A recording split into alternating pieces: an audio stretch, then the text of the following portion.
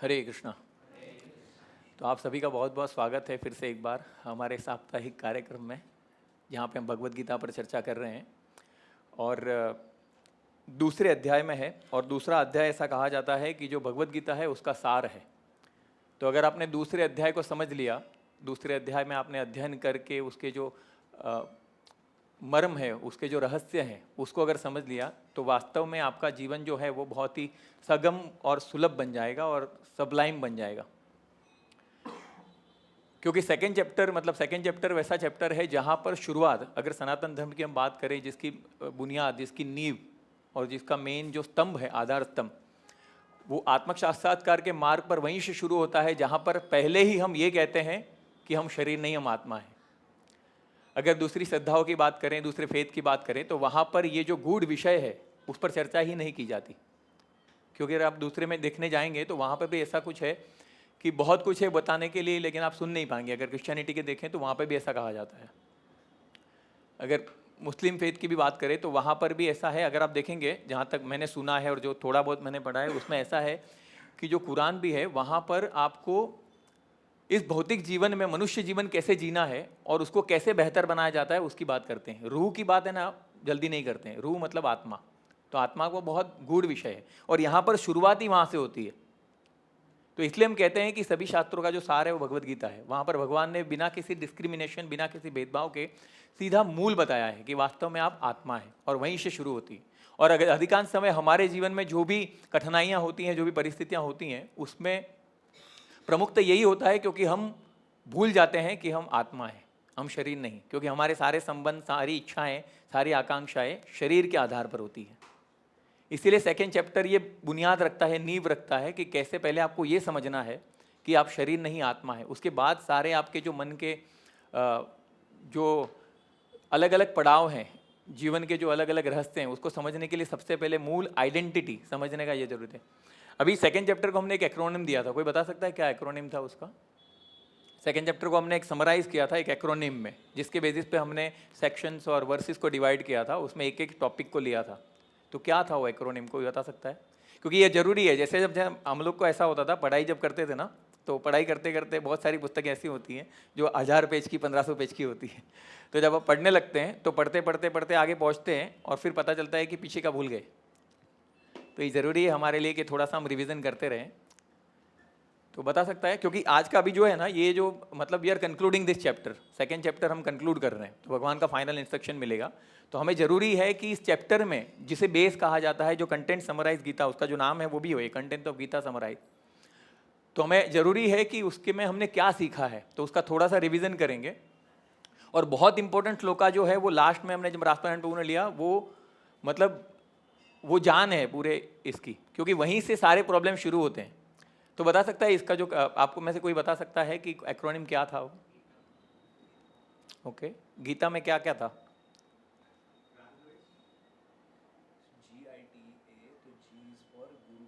Okay, सही है।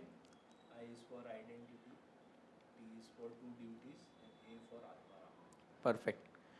तो ये जो गीता है वो गीता के अंदर उसका समराइजेशन है, मतलब first to 10 verses, 11 to 30, 31 to 54, 54 to 72, वैसे समराइज किया हुआ है उसके अंदर। तो सबसे पहला आता है गुरु। तो हम सबके जीवन में हमारे लिए आवश्यक होता है, क्योंकि जब से हम जन्म लेते हैं उसके बाद हम हर क्षेत्र में, हर पड़ाव पर गुरु की आशा रखते हैं और गुरु को अपनाते भी हैं। पर जब बात आध्यात्म की आती है तो हम सोचने लगते हैं कि हमें गुरु की आवश्यकता नहीं है। पर अगर गुरु के बिना आपको ज्ञान नहीं मिलेगा और गुरु के बिना आप आगे नहीं बढ़ सकते। जिस तरीके से हर क्षेत्र में गुरु की आवश्यकता है, उसी तरह से जीवन में भी आध्यात्मिक दृष्टिकोण से आध्यात्मिक मार्ग पे चलने के लिए और आध्यात्म को अपनाने कर उसमें आगे बढ़ने के लिए और आत्म साक्षात्कार की तरफ जाने के लिए गुरु के मार्गदर्शन की आवश्यकता है। तो हमने देखा कि किस प्रकार से गुरु हमारे जीवन में क्या रोल प्ले करते हैं, उसकी क्या क्या क्वालिटीज़ हैं, किसको गुरु अपनाना चाहिए, नहीं अपनाना चाहिए। तो ये बहुत सारा विस्तारित है, पर हम समराइज करके थोड़ा सा उसको रिविजन करेंगे। तो गुरु में हमें ये पूरी स्वतंत्रता है, पूरी हमें ये फ्रीडम दी गई है कि जब तक हम किसी गुरु के संप्रदाय को, उनके जीवन के चरित्र को, उनके जीवन के पहलू को जब तक अच्छी तरीके से नहीं जांच लेते, पड़ताल लेते, क्वेश्चन कर सकते, हमें सब पूरा अधिकार है कि हम पहले देखें कि हम किसको गुरु बना रहे हैं, कौन है गुरु, क्या वो बोनाफाइड संप्रदाय में आते हैं, उनके जीवन का चरित्र क्या है, वो जीवन में कैसे जिए हैं, वो सब जानने का हमें अधिकार है, हम प्रश्न पूछ सकते हैं। पर एक बार जब आपने किसी को गुरु स्वीकार कर लिया, उसके बाद उनके अस्तित्व पे, उनके चरित्र पे और उनकी भूमिका पे कहीं पे हम क्वेश्चन करते हैं तो फिर वो अपराध के क्षेत्र में आता है। क्योंकि आपको पहले आप ये तय कर सकते हैं कि आपके गुरु कौन होंगे, तो आपको ये स्वतंत्रता है, आप जांच सकते हैं, पूछ सकते हैं, क्वेश्चन कर सकते हैं। पर करने के बाद अगर आप करेंगे तो वो अपराध माना जाएगा, क्योंकि आपके गुरु को आप क्वेश्चन कर रहे हैं। और गुरु का अधिकांश समय जो भगवान के शुद्ध भक्त होते हैं, भौतिक दृष्टिकोण से, हमारी बुद्धि से उन्हें नहीं देखना चाहिए, क्योंकि हम मटेरियल लेवल पे देखते हैं। वो स्पिरिचुअली कनेक्शन हमारा होना चाहिए उनसे। तो ये गुरु में हमने ये सीखा। अभी आइडेंटिटी में हमने बहुत कुछ सीखा, बहुत सारे एग्जाम्पल देखे, पूरा चैप्टर, पूरा सेक्शन हुआ, उस पर बहुत सारे लेक्चर्स भी हुए। आइडेंटिटी में हमने ये देखा कि कैसे हम जो है वो बाल के 10,000वें भाग है, बाल के भी नहीं, बाल के टॉप के 10,000वें भाग है। तो हम आत्मा है, हम शरीर नहीं, आत्मा है। देखिए ये बात समझना होता है कि हम शरीर है, और बहुत लोग ये जानते हैं कि शरीर के अंदर एक आत्मा होती है, पर ये जो समझ है वो थोड़ी सी अलग है। क्योंकि यहाँ पे हमें ये समझना है कि शरीर के अंदर आत्मा नहीं, हम आत्मा है और हमारा शरीर है ना, इसमें फर्क है। क्योंकि अगर आप ऐसा सोचेंगे कि शरीर के अंदर आत्मा है तो it is like any other limbs of your body, है ना। मतलब जैसे हाथ पैर सर दिमाग सब है, तो ऐसे एक आत्मा भी है, तो मुझे क्या लेना देना, हाँ वो अपना काम कर रहा है, मैं भी अपना काम कर रहा हूँ। पर वैसा नहीं, हम आत्मा है और हम शरीर में रह रहे हैं। तो वास्तविक रूप से हमारा जो आइडेंटिटी है वो सच्चिदानंद है। इसलिए आप देखेंगे कि इस भौतिक जगत में हर जगह पर सब लोग एक ही प्रयास में है कि कैसे वो सुखी हो सके, कैसे वो समृद्ध हो सके, और अल्टीमेटली वास्तव में जो आनंद चाहिए, जिसका अनुभव करना चाहते हैं, उसी की तलाश में। और ये पूरी दुनिया उसके अंदर ही घूम रही है, चाहे वो समृद्धि से हो, संपत्ति से हो, संतति से हो, वैभव से हो, ऐश्वर्य से हो, प्रसिद्धि से हो, पद से हो या पावर से हो, है ना। तो सबको ही उसकी तलाश में है, सबको चाहिए ही वो। लेकिन प्रॉब्लम, जैसे राजपारण वो बता रहे थे कि हमको चाहिए ऊंचा चीज और हम ढूंढ रहे हैं नीची जगह पे, तो कैसे मिलेगा। तो हमने आइडेंटिटी में देखा कि हम शरीर नहीं, आत्मा है। अब दूसरा पॉइंट आता है टू ड्यूटीज। तो टू ड्यूटीज के अंदर हमारे एक भौतिक जगत के अनुसार, हम जो इस जगत में जन्म लिया है हमने, तो हमारा अस्तित्व जो है उसके आधार पर हमारी एक ड्यूटी है। चाहे हम किसी के माता हो सकते हैं, पिता हो सकते हैं, पुत्र हो सकते हैं, शिक्षक हो सकते हैं, स्टूडेंट हो सकते हैं, कोई भी क्षेत्र में अपने अपने एक रोल प्ले करते हैं। तो वो हमारी ड्यूटी है जो बॉडीली लेवल पे है। पर हमने देखा कि उसके आगे के सेक्शन में देखा कि हम शरीर नहीं, आत्मा है। तो क्या आत्मा की भी कोई ड्यूटी है? अगर शरीर के आधार पर देखेंगे तो हमारी ड्यूटी है, और हम बोलते भी हैं कि हमारी ड्यूटी अगर हम नहीं करेंगे तो कौन करेगा। It is irreplaceable, what you can do you have to do it, है ना। तो हम ये भूल जाते हैं कि शरीर के साथ साथ आत्मा के लिए भी कुछ ड्यूटी है। हम शरीर को खाना खिलाते हैं, और बहुत सारे एग्जाम्पल है, वो केज और बर्ड का एग्जाम्पल है, मोटर और ड्राइवर का एग्जाम्पल है, बहुत सारे एग्जाम्पल भी देखे हमने कि किस प्रकार से शरीर का जो खाना है वो अलग है और आत्मा का जो खाना है वो अलग है। हम ये नहीं कह सकते कि अगर पेट्रोल पूरा दिया गाड़ी में और ड्राइवर गाड़ी चला रहा है तो ड्राइवर तो भूखा है ना, तो वो ऐसा बोलेगा मुझे भूख लगी है, तो बोलेगा अरे अभी तो 2,000 का पेट्रोल डलाया। तो बोले वो तो गाड़ी में डलाया ना, उसको थोड़ी दिलाया, उसको तो खाने के लिए चाहिए ना। तो उसी हिसाब से जब ऐसे हम शरीर का ध्यान रखते हैं, अच्छे कपड़े पहनते हैं, स्नान करते हैं, मतलब कायाकल्प करते हैं, जो भी करते हैं, मैं नहीं कह रहा हूँ कि गलत है, लेकिन उसी प्रकार से आत्मा के लिए भी कुछ करना आवश्यक है। तो सेकेंड ड्यूटी हमारा है जिसे हम सनातन धर्म कहते हैं। सनातन धर्म क्या? सनातन धर्म मतलब क्या? हम बात करते हैं ना सनातन धर्म की, वास्तव में क्या है सनातन धर्म? धर्म क्या होता है? हाँ, आदि से चला रहा है। आदि से मतलब कहाँ से? हाँ, तो जैसे अगर हम अभी ये बोलें कि हम हिंदुस्तानी हैं, है ना, हम भारतीय हैं, हम पाकिस्तानी हैं, हम ऑस्ट्रेलियन हैं, अमेरिकन हैं, तो ये जो भी धर्म है, ये जो भी हमारा आइडेंटिटी है, वो उस पर्टिकुलर जन्म के आधार पर डिसाइड हुआ है। और धर्म सनातन ऐसा कहा जाता है कि जिसका ना आदि है ना अंत है, जो मतलब अनलिमिटेड जिसको कहा जाता है, और जो कहीं ना कहीं जिसका कोई शुरुआत नहीं होता और जिसका अंत कभी नहीं होता है, तो उसे एंडलेस भी कहते हैं। तो सनातन है वो। तो इसीलिए सनातन धर्म की जब बात आती है तो कहते हैं कि हमारा जो अस्तित्व है वो सनातन है। तो सनातन धर्म के आधार पर हमारा आत्मा के उपलक्ष्य में हमारी कुछ ड्यूटी है कि हम भगवान के जीवेरे स्वरूप हो कृष्ण रे नित्यदास। हम आत्मा है तो हमारी आत्मा के आधार पर हमारी कुछ ड्यूटी है, और आत्मा की जो ड्यूटी है वो भगवान के साथ अपने संबंध को जोड़कर जब तक हम अपनी स्थिति को पुनः स्थापित नहीं करते तब तक हम दुखी रहेंगे। तो ये हमारा जो दूसरा है ना, वो बहुत अधिकांश समय जिसको नकारा जाता है, जिसको निग्लेक्ट किया जाता है, और वहीं से सारे प्रॉब्लम शुरू होते हैं, है ना। फिर उसके बाद आता है आत्माराम। 2 ड्यूटीज हो गया, उसके बाद आत्माराम। आत्माराम मतलब भगवान ने बहुत अच्छे से समझाया कि वास्तव में स्थित प्रज्ञ कौन है, क्योंकि ये भौतिक जगत है, दुखालयम अशाश्वतम है, यहाँ पर बहुत सारी तकलीफ है। कोई भी व्यक्ति अपने मतलब कहते हैं ना कि छाती ठोक के नहीं कह सकता कि हम सुखी है और हमें कोई दुख नहीं है, ऐसा हो ही नहीं सकता, क्योंकि दुखालयम अशाश्वतम, भौतिक जो संसार है वो दुखों से भरा हुआ है, तो उसमें पॉसिबल ही नहीं है कि आप बिना दुख के रह सके। तो ऐसे दुख में रहते हुए कैसे कोई आत्माराम बन सकता है, कैसे कोई स्थिर हो सकता है, दुख में कैसे कोई सुख की अनुभूति कर सकता है? तो उसका जो टीचिंग है वो भगवत गीता देता है कि कौन है ऐसा व्यक्ति, उसके क्या लक्षण है। जैसे हमने पहले देखा, जो अर्जुन पूछते हैं कि वो कैसे बैठता है, कैसे उठता है, कैसे उसकी बोली कैसी होती है, वो कैसे लोगों के संग में रहता है, तो ये सब ये बताता है कि कैसे व्यक्ति स्थित प्रज्ञ हो सकता है। अभी स्थित प्रज्ञ का जो वास्तविक उदाहरण है ना, वो भागवतम में भी आता है। ऐसे बहुत सारे उदाहरण हैं, पर अगर स्थित प्रज्ञ का आपको उदाहरण देखना है ना, तो आप कभी डिटेल में सुदामा जी का चरित्र पढ़ना, आपको वास्तव में समझ में आएगा कि स्थित प्रज्ञ किसे कहा जाता है। मतलब सुदामा जी का जो चरित्र है ना, वो भगवान कृष्ण के मित्र थे, और बहुत लंबी स्टोरी है, पर शॉर्ट में आपको बताऊंगा कि उनके जीवन का जो पहलू है, उनके घर पे उनकी पत्नी, वो ब्राह्मण थे, उनकी पत्नी और उनके बच्चे, अभी उसका निर्वाह करने के लिए भी वो भिक्षा मांगते थे।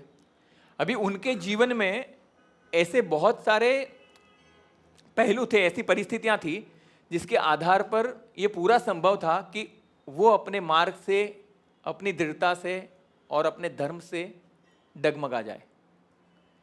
क्योंकि ये कहना आसान है, वो 5 भर में भिक्षा मांगते थे, अगर नहीं मिला तो उस दिन भूखे रहते थे। वो तो भूखे रहते थे, उनके बच्चे भी भूखे रहते थे, उनकी पत्नी भी भूखी रहती थी।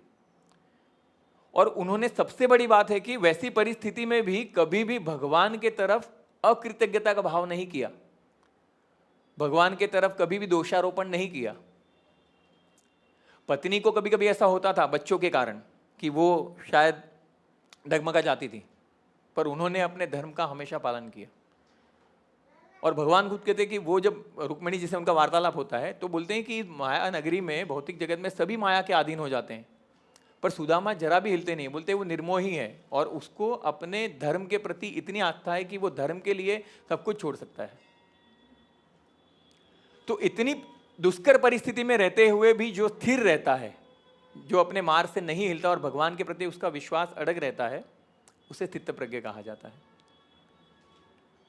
और अभी लास्ट में हमने देखा कि कैसे इसी के संदर्भ में हमने देखा कि कैसे हमारा जो इच्छाएं हैं हमारी, वो कैसे जन्म लेती है। हमने देखा ना, कौन सा श्लोक है वो, ध्यायम तो विषयाम पुंसा, कैसे शुरू होता है? कोई बता सकता है सीक्वेंस क्या है, कैसे शुरू होता है? वो पहले क्या करते हैं हम? डिजायर करते हैं, कॉन्टेम्पलेट करते हैं। कॉन्टेम्पलेट करते हैं तो क्या होता है? लस्ट डेवलप होता है, डिजायर डेवलप होता है। फिर क्या होता है? ग्रीड बढ़ता है, हम उससे अटैच हो जाते हैं। अटैच हो जाते हैं तो अटैच होने के कारण क्या होता है? अटैच हो जाते हैं तो फिर उसे पाना चाहते हैं, पाना चाहते हैं और अपना प्रयास करते हैं, और पाने के लिए जो प्रयास किया जाता है उसमें मिल भी सकता है, नहीं भी मिल सकता है। अगर मिल जाता है तो ऐसा नहीं कि एंड हो जाता है, मिल जाता है तो और इच्छाएं जन्म लेती हैं। लेकिन अगर नहीं मिलता है तो फिर क्रोध आता है, और क्रोध आता है तो क्रोध आने से क्या होता है? स्मृति विभ्रम, सम्मोह। सम्मोह से क्या होता है? सम्मोह से स्मृति विभ्रम। स्मृति विभ्रम मतलब डिस्क्रिमिनेशन पावर खो देते हैं।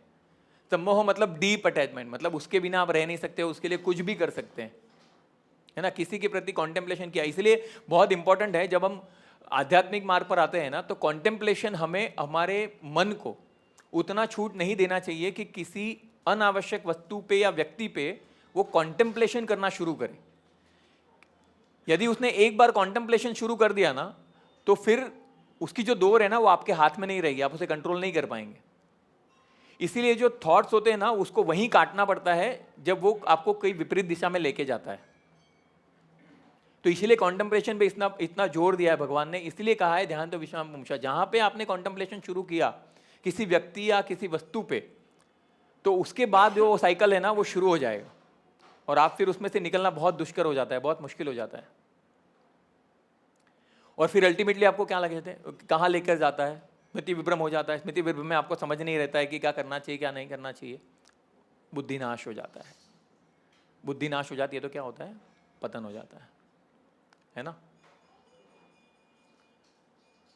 तो अभी ये सब जो चीज हो रही है उसमें कैसे बचा जाए, कैसे रोक सकते हैं अपने आप को।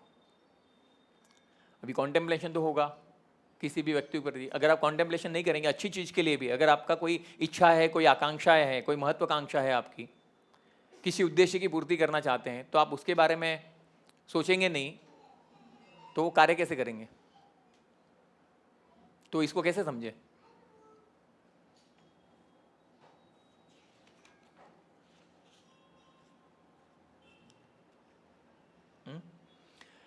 और ऐसे बहुत सारे उदाहरण हैं। ध्यान, जब ध्यान लगाते हैं और कॉन्टेम्पलेट करते हैं, और कॉन्टेम्पलेट करने के बाद विशेष रूप से जब इस तरीके से इस भौतिक जगत में जहाँ पर देखा जाता है, तो बहुत सारे हमारे सामने ऐसे केसेस आते हैं, ऐसे उदाहरण आते हैं जहाँ पे व्यक्ति ये दावा करता है कि हम प्रेम करते हैं, और प्रेम के आधार पर क्या होता है, छल होता है और शोषण होता है।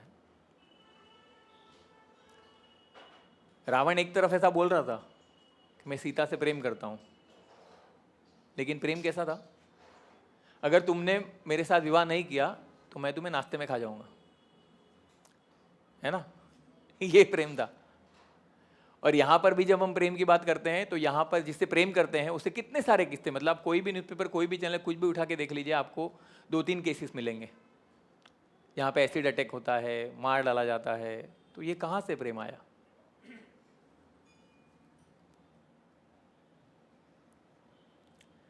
तो इसको कैसे बचा जाए, इसका क्या इलाज है, क्या इसका भगवान इसका क्या सॉल्यूशन देते हैं।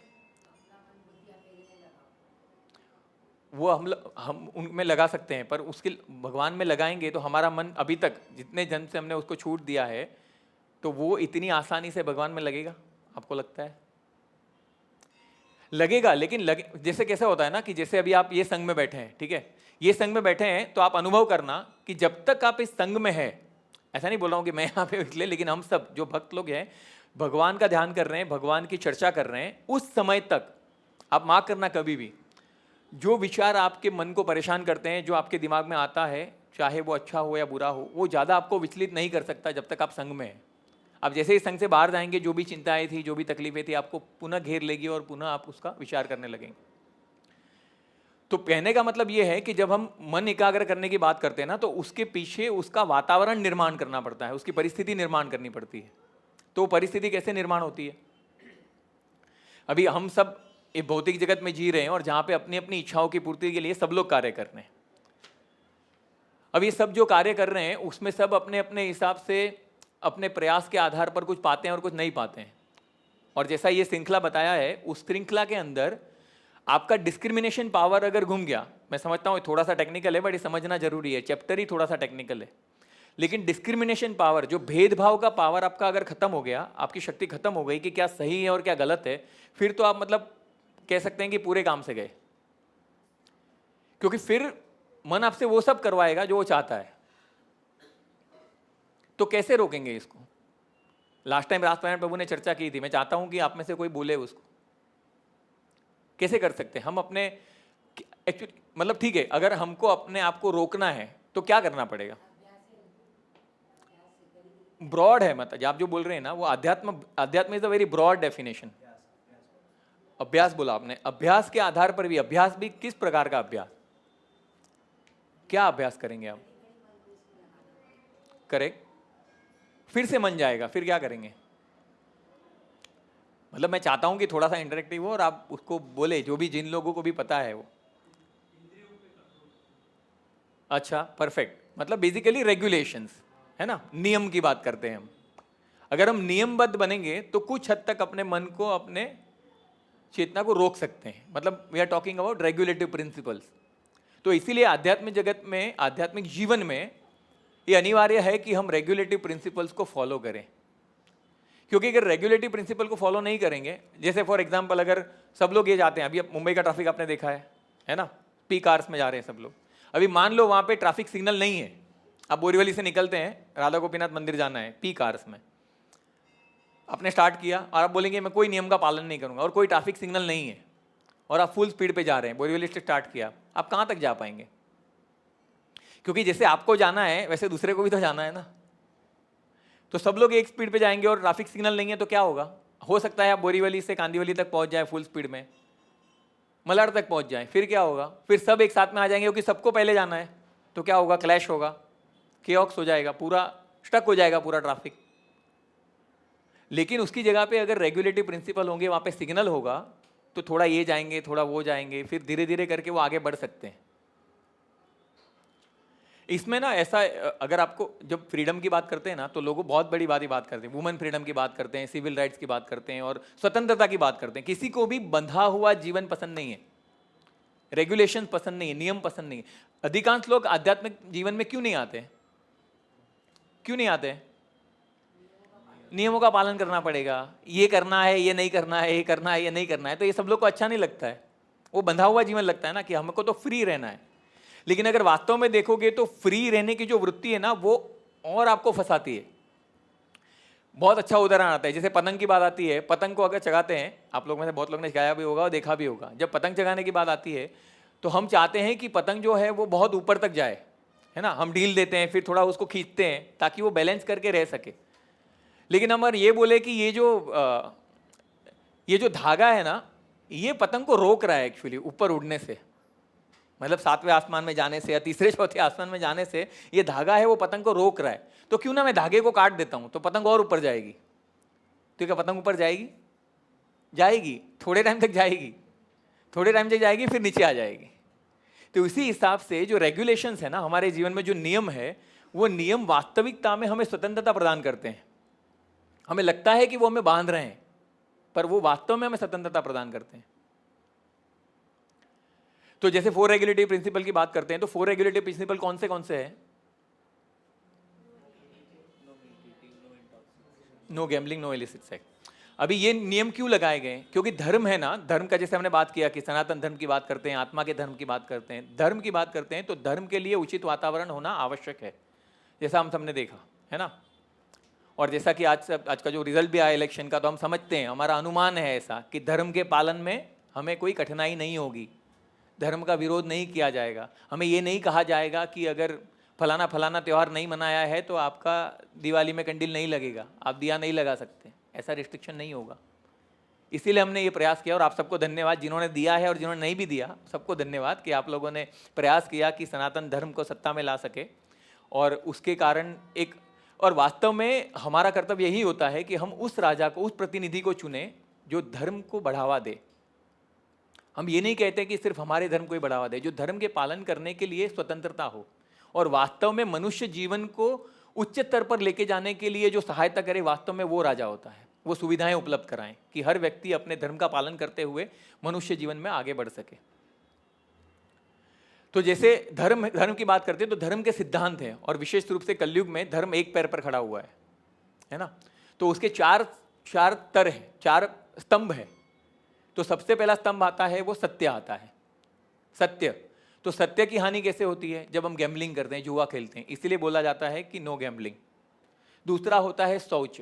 शौच मतलब क्लीनलीनेस। क्लीनलीनेस वो धर्म का सिद्धांत है, जैसे स्नान करना, अपने शरीर को शुद्ध रखना, अपने मन को शुद्ध रखना, भगवान का नाम कीर्तन करते हुए। तो वो दूसरा है। वो उसकी हानि कैसे होती है? वो इलिसिट सेक्स से होती है, व्यभिचार से होती है, जो इंटरनली आपके मन को, आपकी चेतना को मलिन कर देता है। इसलिए कहा जाता है कि इलिसिट सेक्स नहीं करना चाहिए, व्यभिचार नहीं करना चाहिए।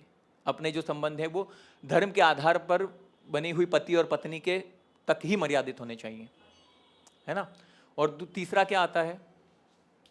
दया। दया एक धर्म का बहुत ही महत्वपूर्ण अंग है।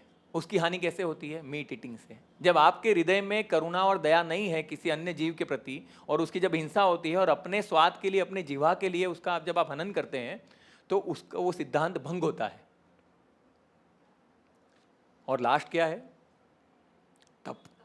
तप उसकी हानि कैसे होती है? इंटॉक्सिकेशन। इंटॉक्सिकेशन में आपके सारे प्रकार के व्यसन।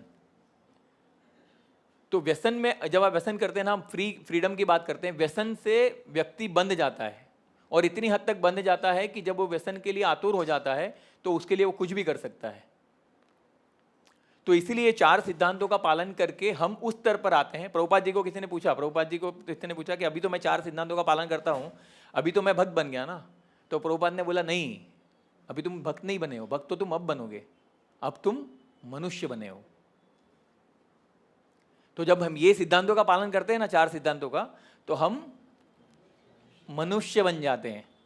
तो इसलिए हम भगवान को कह सकते हैं कि आपने हमें 2 आँख, 2 पैर, 2 मुंह और मनुष्य का जो शरीर दिया था, उसके आधार पर हम मनुष्य बन सके। ये दुर्भाग्य है कि हमें कहना पड़ रहा है कि आप मनुष्य तो बनो, एक्चुअली इंसान तो बनो। गाय कुत्ते को कभी नहीं कहना पड़ता है कि तुम गाय बनो, कुत्ता बनो, शेर बनो।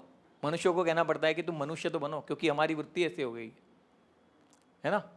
तो अभी आगे हम जो यहाँ पे देखेंगे ना, अभी कैसा था कि यहाँ पर जिस शासनबद्ध जीवन की हम बात कर रहे थे, तो प्रभुपाद जी ने यहाँ पर कभी भी कोई भी कॉम्प्रोमाइज नहीं किया। प्रभुपाद जी कहाँ गए थे? प्रभुपाद जी यूएस में गए, न्यूयॉर्क में गए 1966 में, है ना। और उस समय पर जिस प्रकार के लोग वहाँ पर थे जो प्रभुपाद के संदर्भ में आए, संपर्क में आए, वो किस प्रकार का जीवन जीते थे, उनके लिए असंभव था। ये 4 नियमों का पालन प्रभुपाद जी अपने सिद्धांत लेकर गए, उनके लिए असंभव। वो दिन में मल्टीपल टाइम 4 नियम तोड़ते थे एक साथ, है ना।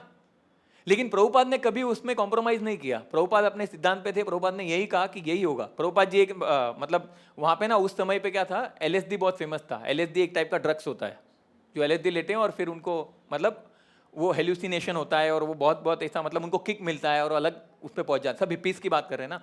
हिप्पीज़ की बात क्यों, हिप्पीज़ क्यों कहा जाता है मालूम है उनको?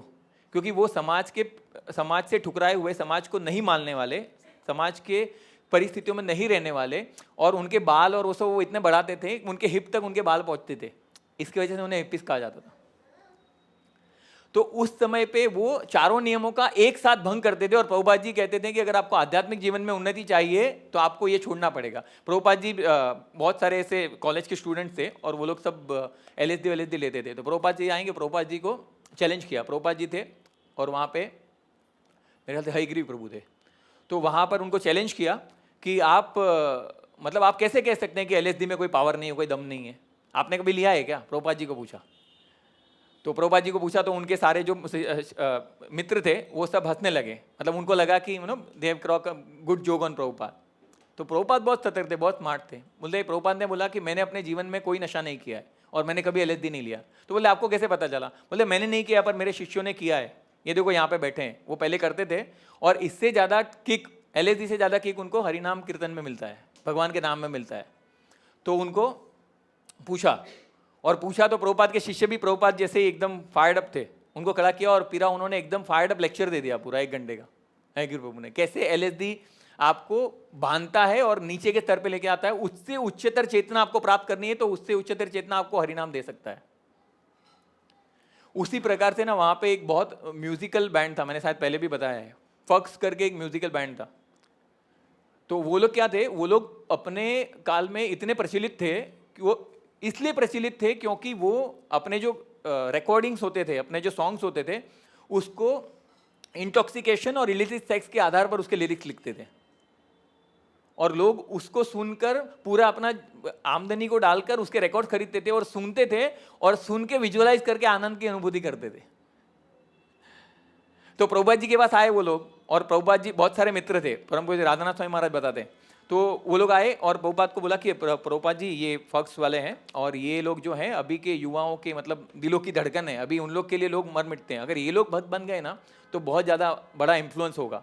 तो प्रभुपाद जी के पास लेकर आए उनको और प्रभुपाद जी को बता दिया था। तो प्रभुपाद जी ने अच्छे से शुरू किया, बोला कि हाँ मतलब music is such a wonderful things और उसको कैसे भक्ति में जोड़ा जा सकता है। भगवान कीर्तन जब आप करते हैं, म्यूज़िक होता है तो भगवान से आप कनेक्ट कर सकते हैं। In a way music is also devotional service. तो उनको सब अच्छा लगा, मतलब हम कुछ अच्छा कर रहे हैं, उनको ऐसा लगा। और सब भक्त लोग जो थे, सब लोग अंदर बाद में ये पता चला कि सब भक्त लोग हैं ना, वो अंदर से भगवान को, कृष्णा को प्रार्थना कर रहे थे कि हे भगवान, हे कृष्णा, प्रभुपाद जी जो है इनको इलिसिट सेक्स और इनों में से वो रेगुलेटरी प्रिंसिपल के बारे में ना बताए। कृष्णा से प्रे कर रहे थे भक्त लोग कि प्रभुपाद जी इनको ना बताएं, क्योंकि उनके लिए वो उनकी समझ से, सोच से परे था वो करना। तो प्रभुपाद जी ने थोड़ा बोला, और प्रभुपाद जी तो एकदम क्लियर थे। प्रभुपाद जी ने बोला, but for this spiritual elevation you have to give up all this. तो वो एक बार गए, वो गए, वापस आए ही नहीं, क्योंकि प्रभुपाद ने कभी कॉम्प्रोमाइज नहीं किया। जो प्रिंसिपल है वो आपको पालन करना पड़ेगा, तो करना पड़ेगा। अभी यहाँ पे हमने कौन सा सेक्शन लिया था? हमने वर्स लिया था 66, राइट? 66 लिया था ना लास्ट टाइम। राजस्थान प्रभु ने 66 बोल दिया था।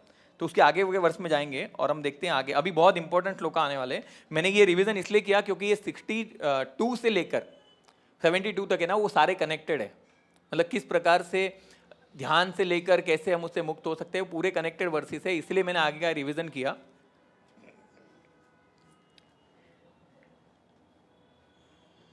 67 वर्ष, इंद्रियाणाम ही चरताम यन्मनोनुविधीयते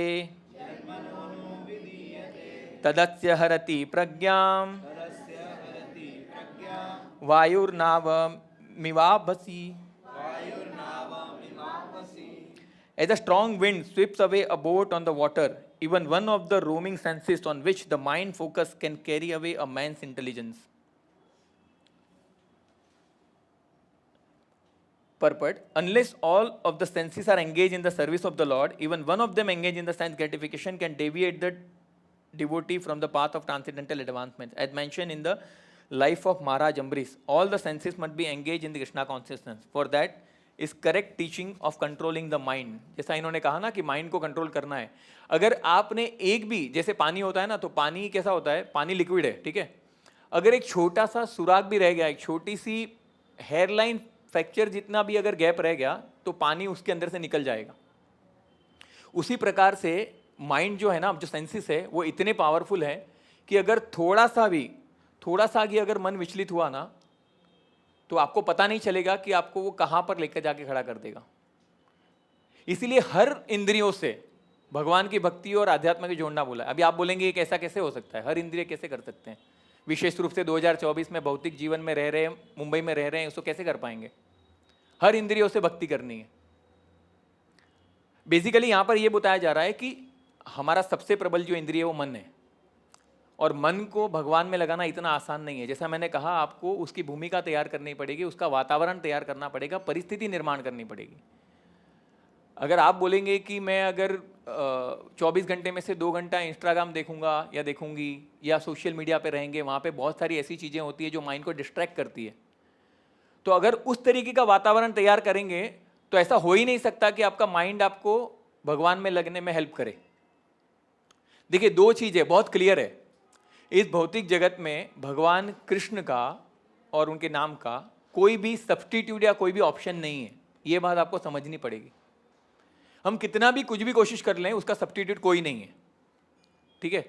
तो अगर वो सब्स्टिट्यूट नहीं है तो हम जो कुछ भी कार्य कर रहे हैं उसको इस प्रकार से करना है कि एक भी इंद्री वो भक्ति के मार्ग से ना छूटे। इसीलिए जो कुछ भी कर रहे हैं उसमें भगवान का स्मरण आवश्यक है। हो सकता है कि हम शुरुआत के वक्त में इतने सक्षम ना हो और हमारा माइंड हमको बहुत ज़्यादा तकलीफ दे रहा हो, पर हमें प्रयास तो वही करना पड़ेगा। जैसे अगर बोट चलता है ना, यहाँ पे एग्जाम्पल भी आएगा कि जैसे बोट चलता है तो हो सकता है कि पवन के बहाव में वो इधर उधर जाए, पर उसका जो कंट्रोल होता है उसको वापस स्ट्रीम लाइन पे आपको लाना पड़ेगा। एयर में भी जब फ्लाइट जाता है ना, तो फ्लाइट भी दूषित वातावरण के कारण इधर उधर जाता है, बट पायलट का ये काम है कि उसको again they have to bring back to the track.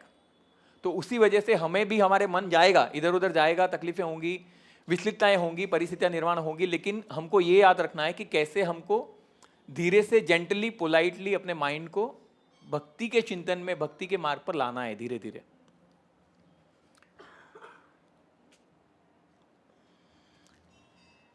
68 इसमें ना ज्यादा प्रकाश डालेगा। 68 वर्ष, तस्मादस्य महाबाहो निगृहीतानि सर्वश इंद्रियाणि इंद्रियार्थेभ्य तस्य प्रज्ञा प्रतिष्ठिता। Therefore, O mighty arm, One whose senses are restrained from their objects is certainly of steady intelligence. Purport.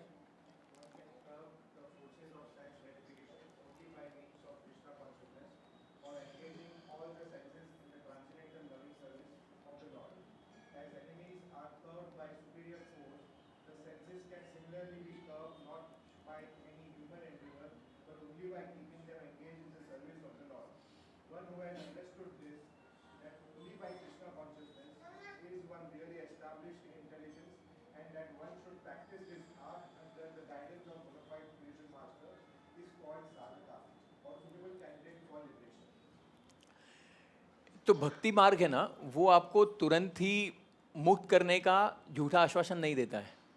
इसीलिए हम सब जो भक्ति मार्ग पर अग्रसर हैं उसे सब क्या कहा जाता है? साधका। जो साधन करते हैं, जो प्रयास करते हैं, जो कोशिश करते रहते हैं। कोशिश करने वालों की हार नहीं होती है ना। तो कोशिश करते रहना हमारा काम है। और यही तरीके से भगवान ने दोनों वर्सेस में बताया कि किस प्रकार से सेंसेस बहुत प्रबल है। एक भी इंद्रिय हमें ऐसा नहीं छोड़ना है। थोड़ा सा भी अगर आपने लूज छोड़ा तो आपको माइंड अलग जगह पे लेके जा सकता है। और इसी वजह से कृष्णा कॉन्शियसनेस ही एक ऐसा विकल्प है हमारे पास जिसके आधार पर सभी इंद्रियों को आप भक्ति में लगा सकते हैं। आप कोई भी इंद्रिय ले लीजिए और उसका विश्लेषण करेंगे, थोड़ा सा आत्म चिंतन करेंगे तो आपको पता चलेगा कि ऐसी कोई भी इंद्रिय नहीं है हमारे शरीर में या हमारे कार्य में आने वाली। 5 ज्ञानेंद्रिय, 5 कर्मेंद्रिय, मन, बुद्धि, अहंकार, सब कुछ जो है वो भगवान की सेवा में निमग्न हो सकता है। कैसे? आपके भौतिक जीवन के कार्य करते रहते हुए भी आप जो कुछ भी कर रहे हैं उसको करने के साथ साथ कुछ अलग से नहीं करना है, पर उसको इस तरीके से करना है कि वो भगवान की सेवा पूजा कहलाई जाए। अब 2 वर्गीकरण होता है यहाँ पर।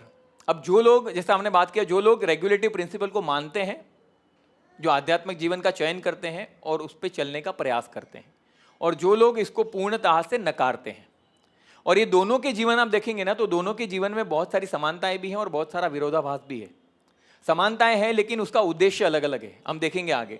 तो भगवद गीता का सबसे बेस्ट और सबसे, मतलब हालांकि बहुत सारे बेस्ट वर्सेस हैं, but one of the best versus जो है वो 69 है, जहाँ पे वो क्लियरली डिस्क्रिमिनेट करता है कि वास्तव में जो हम कहते हैं ना कि नॉन डिवोटी थोड़ा सा हार्श वर्ड होता है क्योंकि ऐसे देखने जाएंगे तो सभी भगवान के डिवोटी है। It difference is only the matter of time.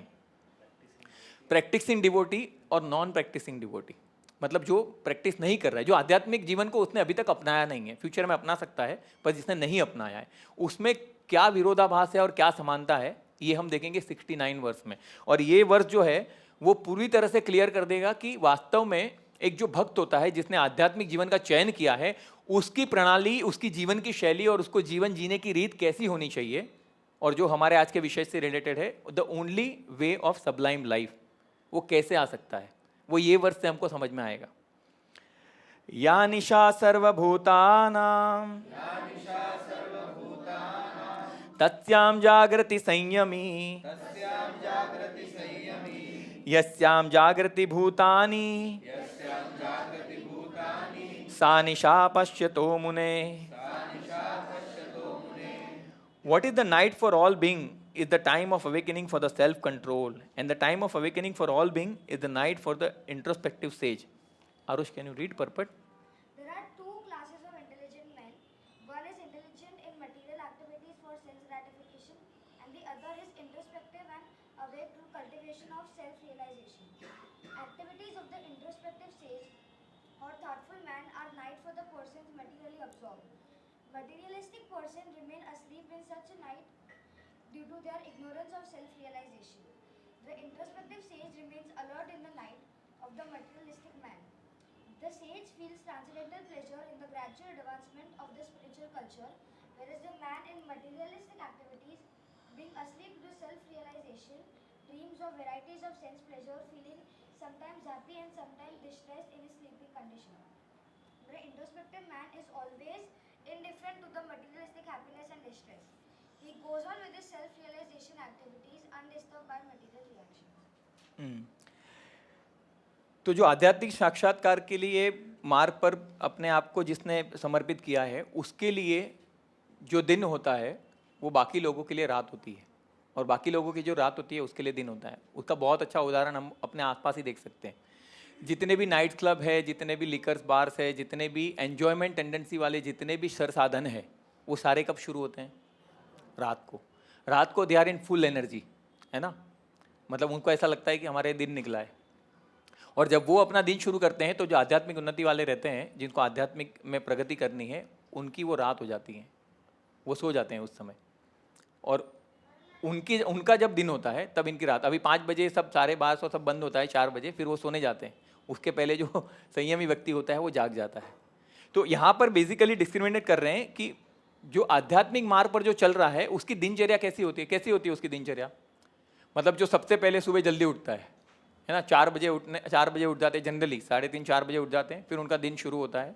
पूरा दिन में वो भगवान की सेवा में निमग्न रहते हैं, और गृहस्थ है तो अपने अपने कार्य को करते हैं, और उनका दिन जो है 9-9:30 तक खत्म हो जाता है।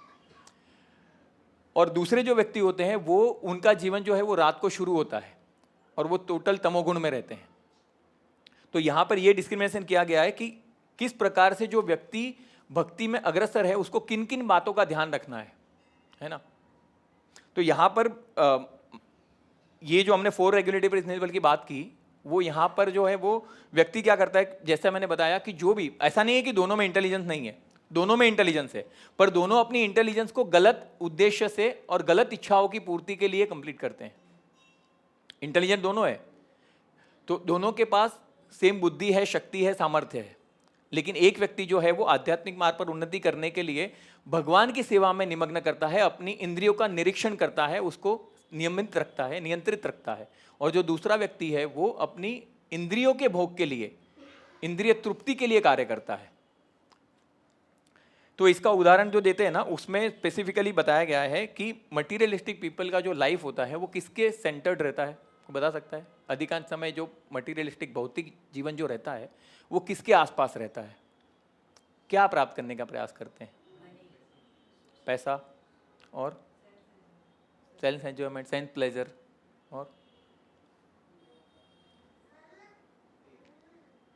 और कुछ? अभी मनी है सब आएगा, लेकिन मनी में अगर सब आ जाता और तो इतनी सारी आत्महत्याएं, इतने सारे सुसाइड नहीं होते, बिलियनर मिलियनर लाखोंपति लोग नहीं करते ना। उसमें सब आ जाता, ऐसा लगता है पर आता नहीं है। तो देखिए, ज़्यादा वो नहीं करूँगा, आप लोग थोड़ा सा, मुझे ऐसा लग रहा है कि किसी को नींद तो नहीं आ रही है ना थोड़ा ये टेक्निकल है। हरे कृष्णा कृष्णा कृष्णा हरे हरे, हरे राम राम राम हरे हरे। ये आपको जगाने के लिए था और मेरे को भी जागने के लिए तो ये जो है ना, उसको सीड अगर हम कहेंगे ना, तो सारा जो है ना वो इसके आसपास ही है। सीड मतलब क्या? स्लीपिंग। एस मतलब स्लीप, तो क्या करते हैं? सोना, ठीक है। ई मतलब ईटिंग, दूसरा ई मतलब एंजॉयमेंट, है ना, और डी मतलब, तो यहाँ पर जो सीड है मतलब बेसिकली डिफेंड, अपने आप को डिफेंड करना, अपने आप को बचाना। तो हमने एक श्लोक सीखा था ना जब जर्नी ऑफ सेल्फ डिस्कवरी चालू हुआ था। क्या सीखा था हमने? महाभारत वाला कौन सा श्लोक है?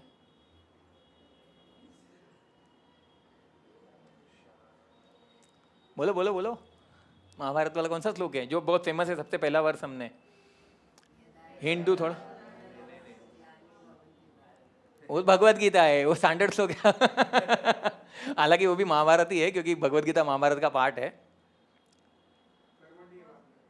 वो भी भगवत गीता है। अभी हमने डिस्कस किया, इसके आधार पर है, सीड के आधार पर महाभारत का श्लोक हमने पहले उसी से सीखा था। हाँ, उसका स्टार्टिंग क्या है? आहार निंद्रा भयमैथुनं च सामान्यमेतत् पशुभिः नराणां धर्मो हि तेषाम् अधिको विशेष धर्म नहीनां पशुभिः समाना। तो महाभारत क्या कहता है? कहता है कि जिस प्रकार से सीड का जो हमने बताया ना, उस प्रकार से जो मैथुन में, भय में, निद्रा में अपने जीवन को समर्पित करता है और उसी के आसपास जीवन जीता है, वो दुर्भाग्यवश, हमें अच्छा लगे या ना लगे, उसे पशु समान जीवन कहा गया है। क्योंकि पशु में और मनुष्य में यही तो फर्क है कि हम डिस्क्रिमिनेट कर सकते हैं कि क्या करना चाहिए और क्या नहीं करना चाहिए, और पशु नहीं कर सकते। बाकी अगर ओवरऑल देखने जाओगे तो जो पशु करते हैं वो हम भी करते हैं। किसी के हृदय को ठेस पहुंचाने के लिए नहीं कह रहा हूं, मगर मैं नहीं कह रहा हूं, ये महाभारत कह रहा है। तो अगर ध्यान से देखोगे ना तो मात्रा, उसका रूप और उसका तरीका, उसकी रीत अलग अलग हो सकती है, पर करते सब यही है। तो क्या मनुष्य को ऐसा क्या है जो पशु से अलग बनाता है? आपको मालूम है जब इंद्र को श्राप के कारण जब शुकर बनना पड़ा ना, है ना, तो शुकर क्या करता है? शुकर मलिनता खाता है, कीचड़ में जाता है, वो सब खाता है। तो इंद्र जैसी पोजीशन, जिसको देवताओं के राजा कहा जाता है, उनको श्राप के कारण जब शुकर बनना पड़ा तो वो मल खा रहे होते हैं अपने परिवार के साथ, बच्चों के साथ, बीवी के साथ, और फिर ब्रह्मा जी आते हैं, उसको रियलाइज कराते हैं, उसको बोलते हैं। पर इंद्र क्या कहते हैं? मैं खुश हूं। किधर खुश है? कीचड़ में मल खा रहे हैं और वो खुश हैं, है ना। तो हमें लगता होगा कि हम हमारे इंद्रिय तृप्ति को एयर कंडीशन रूम में 2 BHK 3 BHK में बंद करके इंद्रिय तृप्ति करते हैं, और जो, सॉरी मैं ऐसा बोल रहा हूं बट फैक्ट है, कुत्ते लोग जो होते हैं वो अपने जीवन की मैथुनी क्रिया रास्ते पे करते हैं, है ना। तो इसमें और उसमें फर्क क्या है? ऐसे देखना जाओगे तो कोई फर्क नहीं है। उसी प्रकार से हर पहलू को ले लो, खाने का ले लो, सोने का ले लो, अपने आप को बचाने का ले लो, या प्रजनन करके अपने संसार को आगे बढ़ाना ले लो। तो इसमें फर्क क्या है? फर्क सिर्फ एक है, धर्म ही केशो अधिको विशेषो। धर्म का जब व्यक्ति पालन करता है तो वो अपने आप को पशु योनि से उच्च स्तर पर लेकर आता है, मनुष्य में आ जाता है। धर्म ही एक ऐसी चीज है, एक ऐसी रीत है, जीवन की शैली है जो व्यक्ति को पशु जीवन से ऊपर लाती है, और तब जाके वो स्थिति में आता है जहां पर ये शास्त्रों के ज्ञान को वो अर्जित कर सके, समझ सके।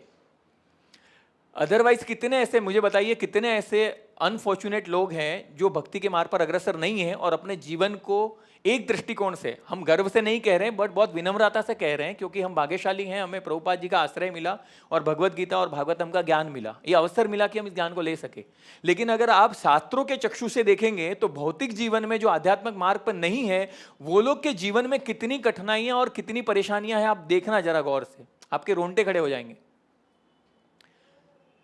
धारावी की चाल में जाइए, काटा रोड की चाल में जाइए, कोई भी ऐसे झोपड़पट्टी में जाइए, आपको पता चलेगा कि व्यक्ति का जीवन किस तरह का होता है, किस चीज के लिए स्ट्रगल होता है, किस चीज के लिए मारामारी होता है, किस चीज के लिए व्यक्ति दूसरे का जीव लेने से भी नहीं अचकाता, कितना स्ट्रगल है वहां पर अपने अस्तित्व को बनाए रखने के लिए। तो ये सारी चीजें उनको समझ में नहीं आती है, क्योंकि वो सीढ़ी से ऊपर नहीं उठ पाए हैं। अभी प्राणी को अगर देखोगे, उसका जीवन शुरू होता है, कहां से शुरू होता है? फूड की तलाश में, ठीक है। सुबह से वो वही करता है ना, वही देखता रहता है कहां क्या खाने मिलेगा, वो ढूंढता रहता है।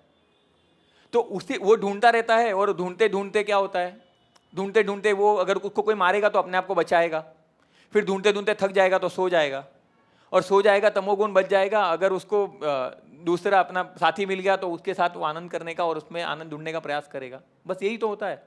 अगर इसके ऊपर से आप नहीं उठ पाए तो I am sorry to say this, but we can not have a steps forward in spiritual life, अगर इसके ऊपर नहीं जा पाए तो।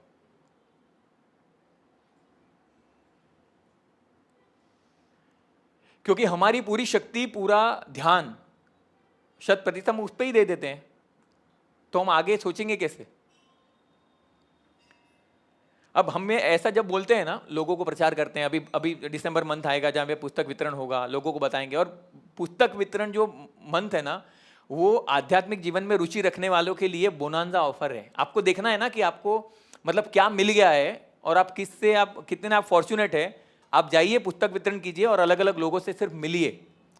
ठीक, पुस्तक वितरण कर पाए नहीं कर पाए अलग बात है, लेकिन वो जो अनुभव है ना, वो अनुभव आपको एक भगवान की उपस्थिति का अनुभव कराएगा। प्रभुपाद की जो कृपा है ना, उसका अगर अनुभव करना है ना, तो पुस्तक वितरण में अनजान व्यक्ति को पुस्तक लेकर जाकर उसके सामने जाइए और उसको बोलिए कि ये पुस्तक है, मैं आपके लिए लेकर आया हूं, आई हूं, और फिर देखिए क्या होता है।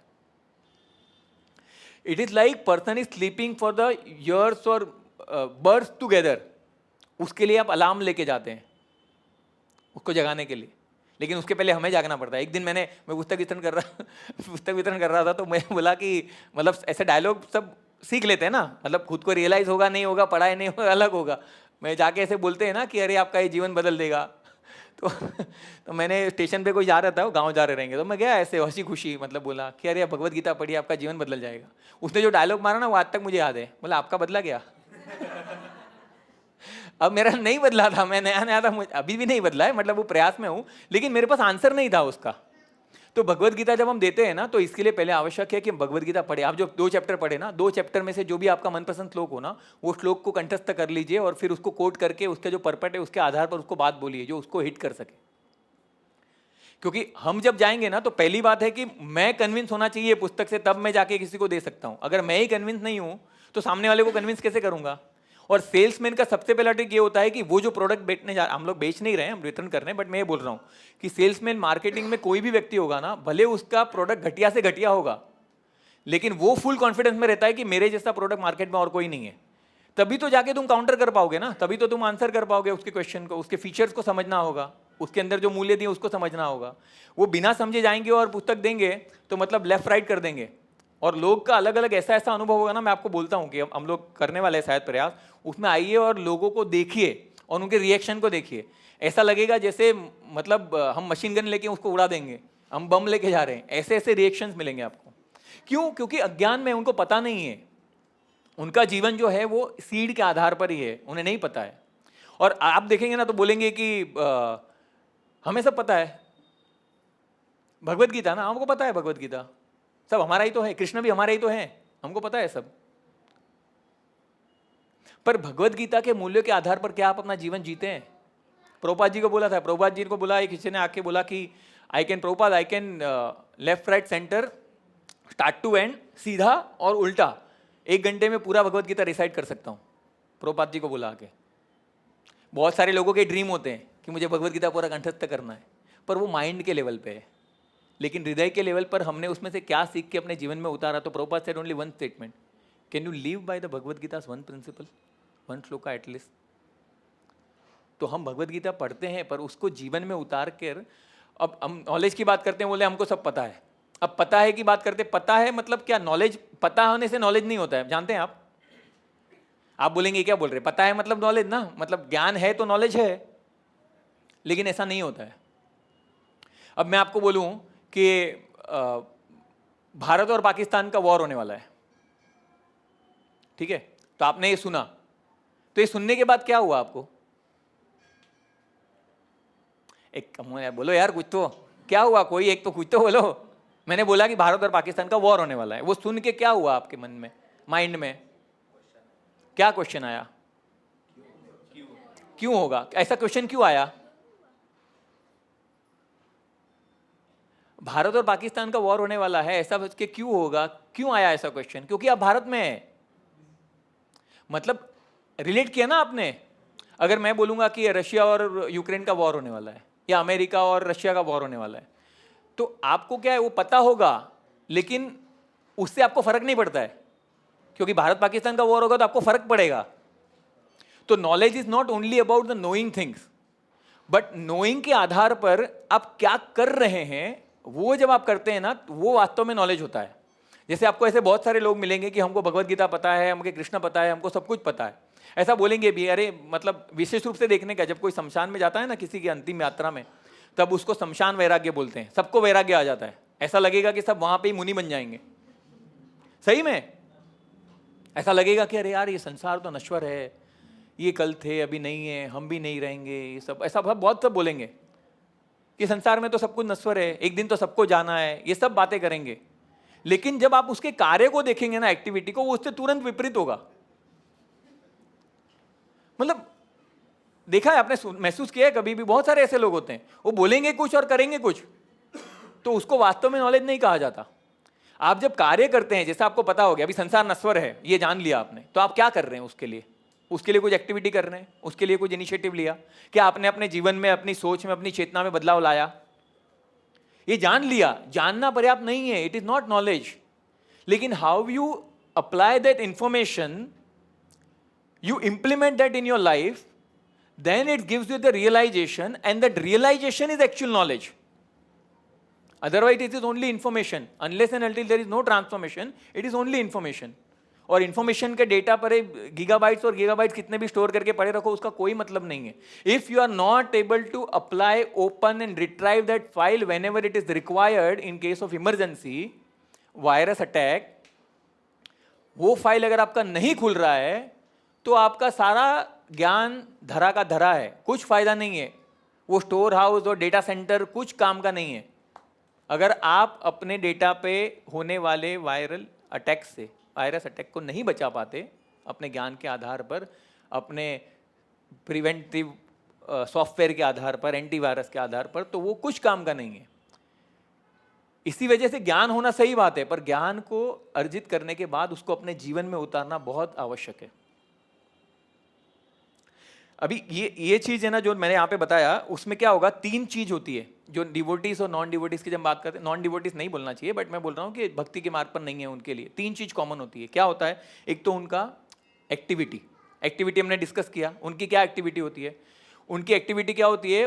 भागवतम बताता है, मुझे श्लोक याद नहीं है, पर भागवतम के परपट में बताते हैं प्रभुपाद कि एक्टिविटी जो मटीरियलिस्टिक पीपल है उसकी एक्टिविटी क्या होती है, वो क्या करता है? वो बताता है कि अपने शरीर का और अपने शरीर से जुड़े हुए दूसरे जीवों का भरण पोषण में अपना दिन निकालता है. वो स्पेसिफिक श्लोका है, शायद वही है. तो उसके वजह से, और उसमें बताते हैं कि कैसे वो दिन में क्या करता है, वो रात में क्या करता है. तो वो, हाँ, तो वो वहां पर वो बोल रहे हैं कि अगर जो भौतिकवादी व्यक्ति है वो अपने जीवन में अपने से जुड़े, अपने शरीर के आधार पर और शरीर से उत्पन्न हुए यानी पत्नी और बच्चों का भरण पोषण के लिए और उनकी सुख सुविधा के लिए, अनुकूलता के लिए अपने पूरे दिन को खपा देता है ना. फिर रात को क्या करता है? रात को वो थोड़े से प्लेजर के लिए अपनी रात को या तो वो नींद में खपा देता है या फिर इंद्रियों की तृप्ति में खपा देता है. ये भागवतम कह रहा है. तो उसकी एक्टिविटी हो गई, और उसकी कहीं भी एक्टिविटी में कोई भी चीज उसके इंद्रियों से परे नहीं होती है. फिर क्या होता है? एब्जॉर्प्शन. तो ये एब्जॉर्प्शन, उसमें एब्जॉर्प्शन होता है जो भक्ति के मार्ग पर नहीं, क्या वो लोग एब्जॉर्ब होते हैं फुल्ली एब्जॉर्ब होते हैं. पर वो एब्जॉर्ब किस में होते हैं? कैसे अच्छे से अच्छे तरीके से उत्कृष्ट पद्धति से मैं अपना और अपने परिवार के इंद्रियों की तृप्ति कर पाऊं, उसमें वो फुल्ली एब्जॉर्ब होते हैं.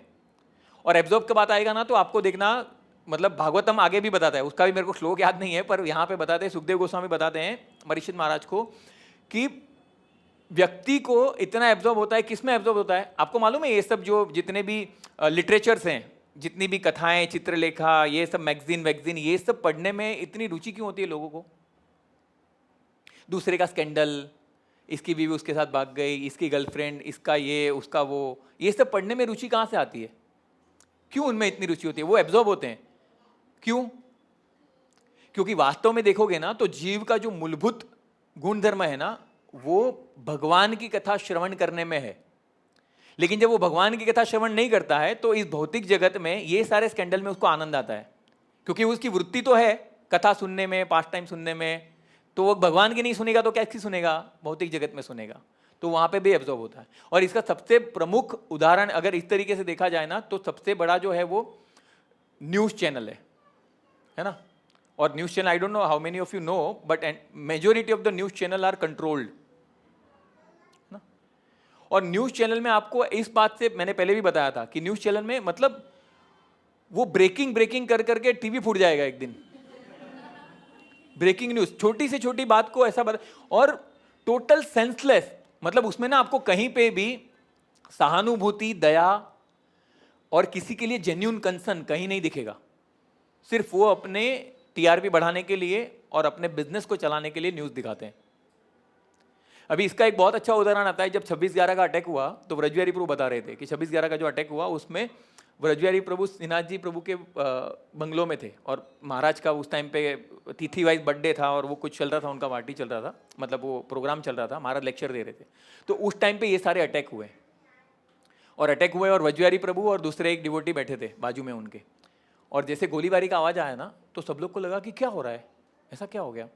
तो फिर वो वहाँ पे उनके बाजू के जो मित्र थे उन्होंने बताया कि ये ना ब्रह्मचारी को लगा कि पटाखे वटाखे फोड़ रहेंगे, इसका शादी वादी कुछ रहेगा। तो वो ब्रह्मचारी ने बताया कि हाँ, तो उन्होंने बोला नहीं नहीं ये वो आवाज़ नहीं है, ये कुछ तो और हो रहा है। तो बोले अरे कुछ नहीं, चुपचाप लेक्चर सुनो। महाराज लेक्चर दे रहे थे ब्रह्मचारी प्रभु ने, लेक्चर सुनो।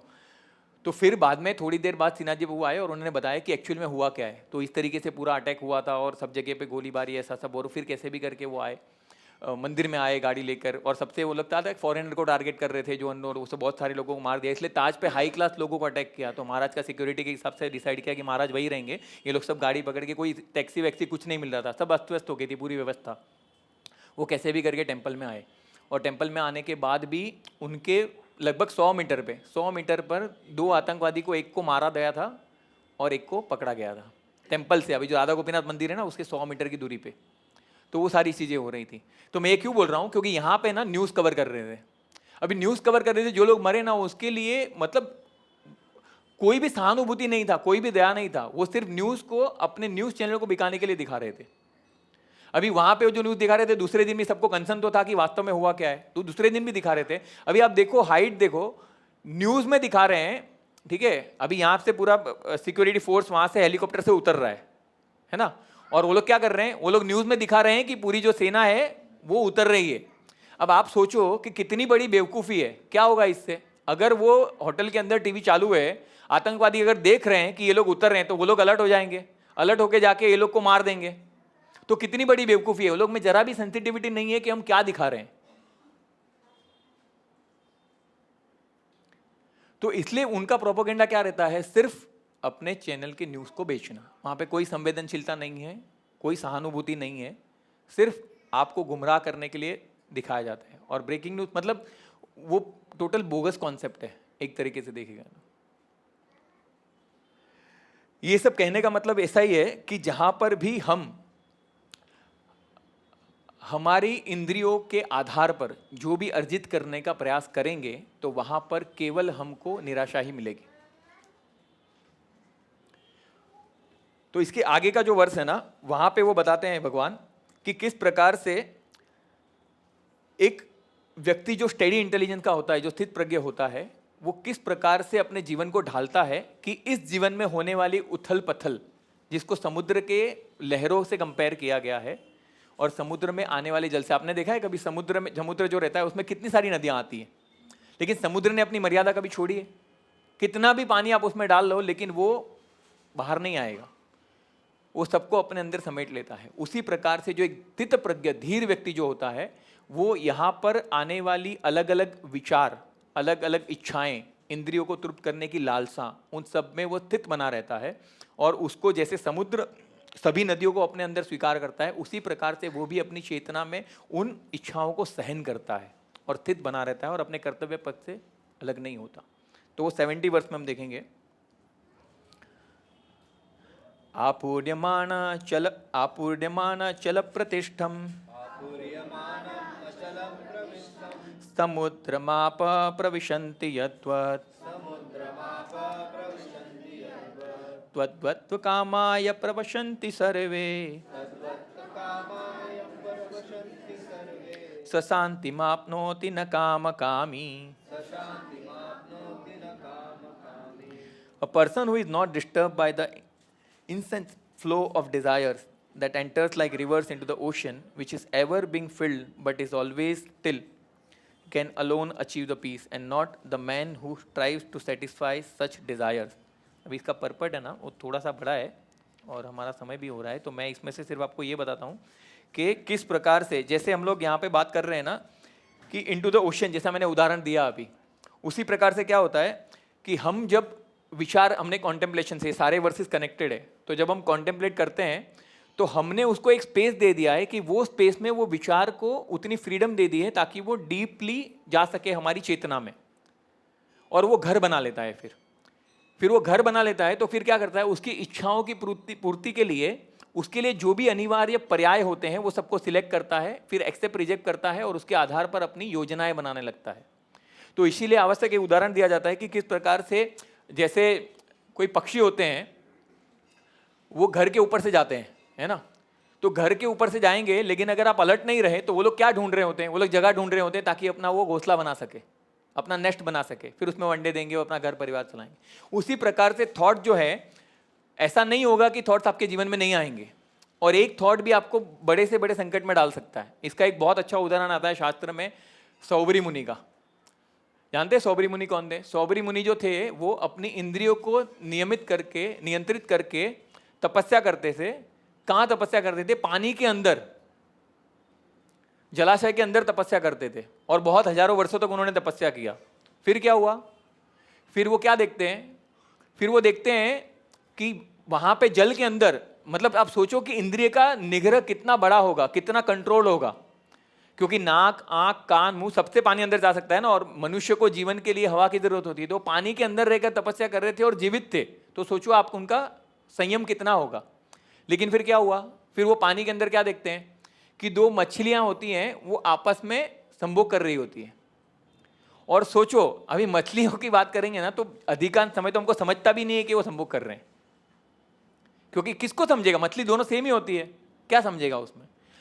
वो विचार को लेकर वो उतने उद्विग्न हो गए, उतने विचलित हो गए कि अपनी समाधि छोड़ से जल से बाहर आ गए। और जानते हैं उन्होंने क्या किया? मंदाता की 50 कन्याओं के साथ विवाह किया। ये क्यों दे रहे हैं एग्जाम्पल, ऐसे क्यों आते हैं शास्त्र में?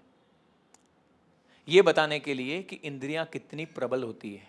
अगर आपने थोड़ा सा भी लूज छोड़ा तो बड़े पतन का कारण बन सकती है। आप सोचो ना जरा, उस तरह के व्यक्ति 50 कन्याओं के साथ विवाह किया उन्होंने, क्यों? उस एक चित्र के कारण। और सॉरी टू से, हम तो ऐसे चित्र दिन में कितनी बार हमारी आंखों के सामने से जाते हैं, चाहते हुए ना चाहते हुए। किसी ने बहुत अभी अच्छा एक बोला था, मुझे अच्छा लगा वो सुन के, कि अभी बोलते हैं ना कि वो सोशल मीडिया में, मोबाइल्स में बहुत कुछ गलत गलत आता है, गंदा गंदा आता है, वो सब देखना पड़ता है। लेकिन अगर आप देखेंगे ना, तो ये जो भी इसके पीछे होते हैं, जो लोग इस एप्लीकेशन को या इस सॉफ्टवेयर को जो चलाते हैं, उनका दिमाग बहुत क्लियर है, ठीक है? वो आपको वही दिखाएंगे जो आप देखना चाहते हैं, है ना? अगर आप किसी का भी मोबाइल लो और उसमें यूट्यूब पे जाके सर्च करो या गूगल में जाके सर्च करो, आपको लिस्ट ऑफ वैल्यू, जिसको एलओवी बोलते हैं, ड्रॉप डाउन वैल्यूज जो बोलते हैं, उसके अंदर आपको वही सारी चीजें देखेंगी जिसको पास्ट में आपने एक्सेस किया है ना? तो किसी का ये बोलना कि वो सारी गंदी गंदी चीजें दिखाते हैं, वो एक तरीके से सही है, लेकिन आपको वही दिखाता है जो आप देखना चाहते हैं। तो हमारे पास तो दुर्भाग्य तो इतना बड़ा है कि मतलब हम बच्चे को बिना रिस्ट्रिक्शन का मोबाइल दे देते हैं, है ना, बिना कंट्रोल। क्या कि मेरा जान तो छोड़ेगा, माता पिता को तो छोड़ेगा कम से कम, ताकि वो अपने मोबाइल में देख सके। ये दुर्भाग्य है। पर इसलिए बताया जाता है कि उतनी प्रबल है, तो हमें क्या करना है? उसको उतना रूम नहीं देना है, हमारी इच्छाओं को। जब आपका मतलब, वो कहते हैं ना कि इतना मत सोच कि सोच गहरी हो जाए, इतना मत सोच कि सोच गहरी हो जाए। सोच गहरी हो जाती है तो फैसले कमजोर पड़ जाया करते हैं। तो हमें इतना अलाउ नहीं करना है अपने आप को, कॉन्टेम्पलेट इतना नहीं करना है जो हमारे लिए वर्जित है। उन चीज़ों को आएंगे, थॉट्स आएंगे, तकलीफें होंगी, लेकिन उसको उसी समय पे काटना है। अगर आप नहीं काट पाए ना, तो फिर इट इज़ लाइक, आप जब चैंटिंग करते हैं ना, तो चैंटिंग करते हैं, उसमें आपको एक थॉट आया छोटा सा, आप शुरुआत करेंगे कि चलो मैं वृंदावन के बारे में सोचता हूँ या सोचती हूँ।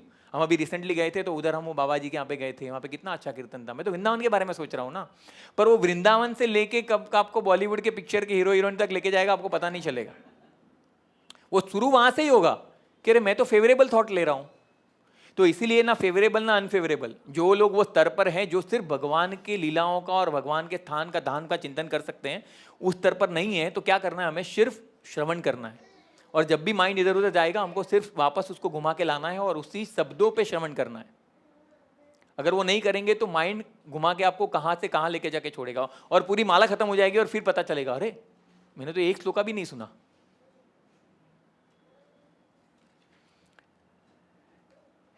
अभी ये सब सारी चीजें जो आती है, वो कहाँ से शुरू होती है?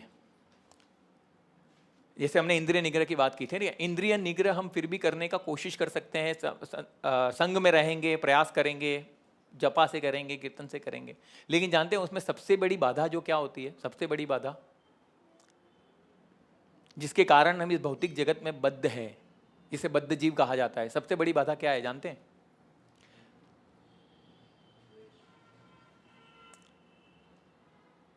काम से भी बड़ा उसको माना जाता है, द्वेष से भी। मतलब वो द्वेष और काम वो सब होता कहाँ से है, उसका उद्भव स्थान क्या है, क्यों होता? ईर्ष्या, ईर्ष्या भी क्यों होती है?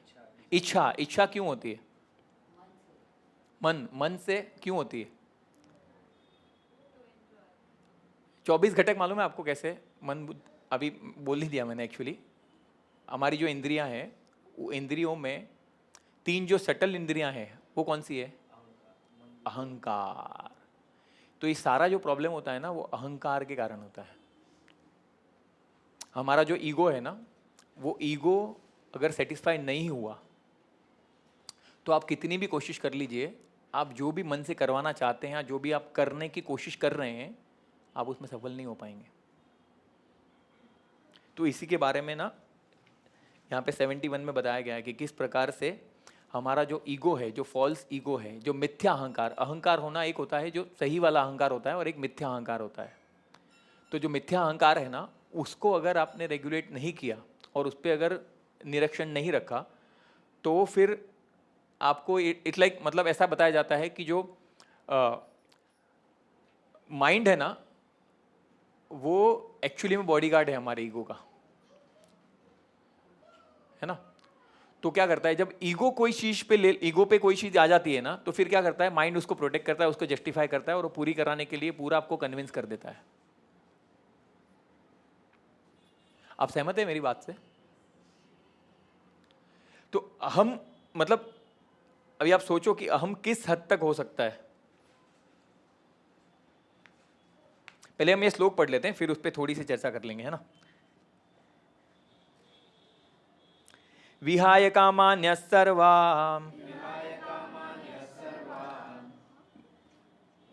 पुमां स चरति निस्पृह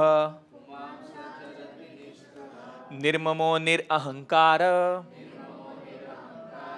स शांतिमधिगच्छति।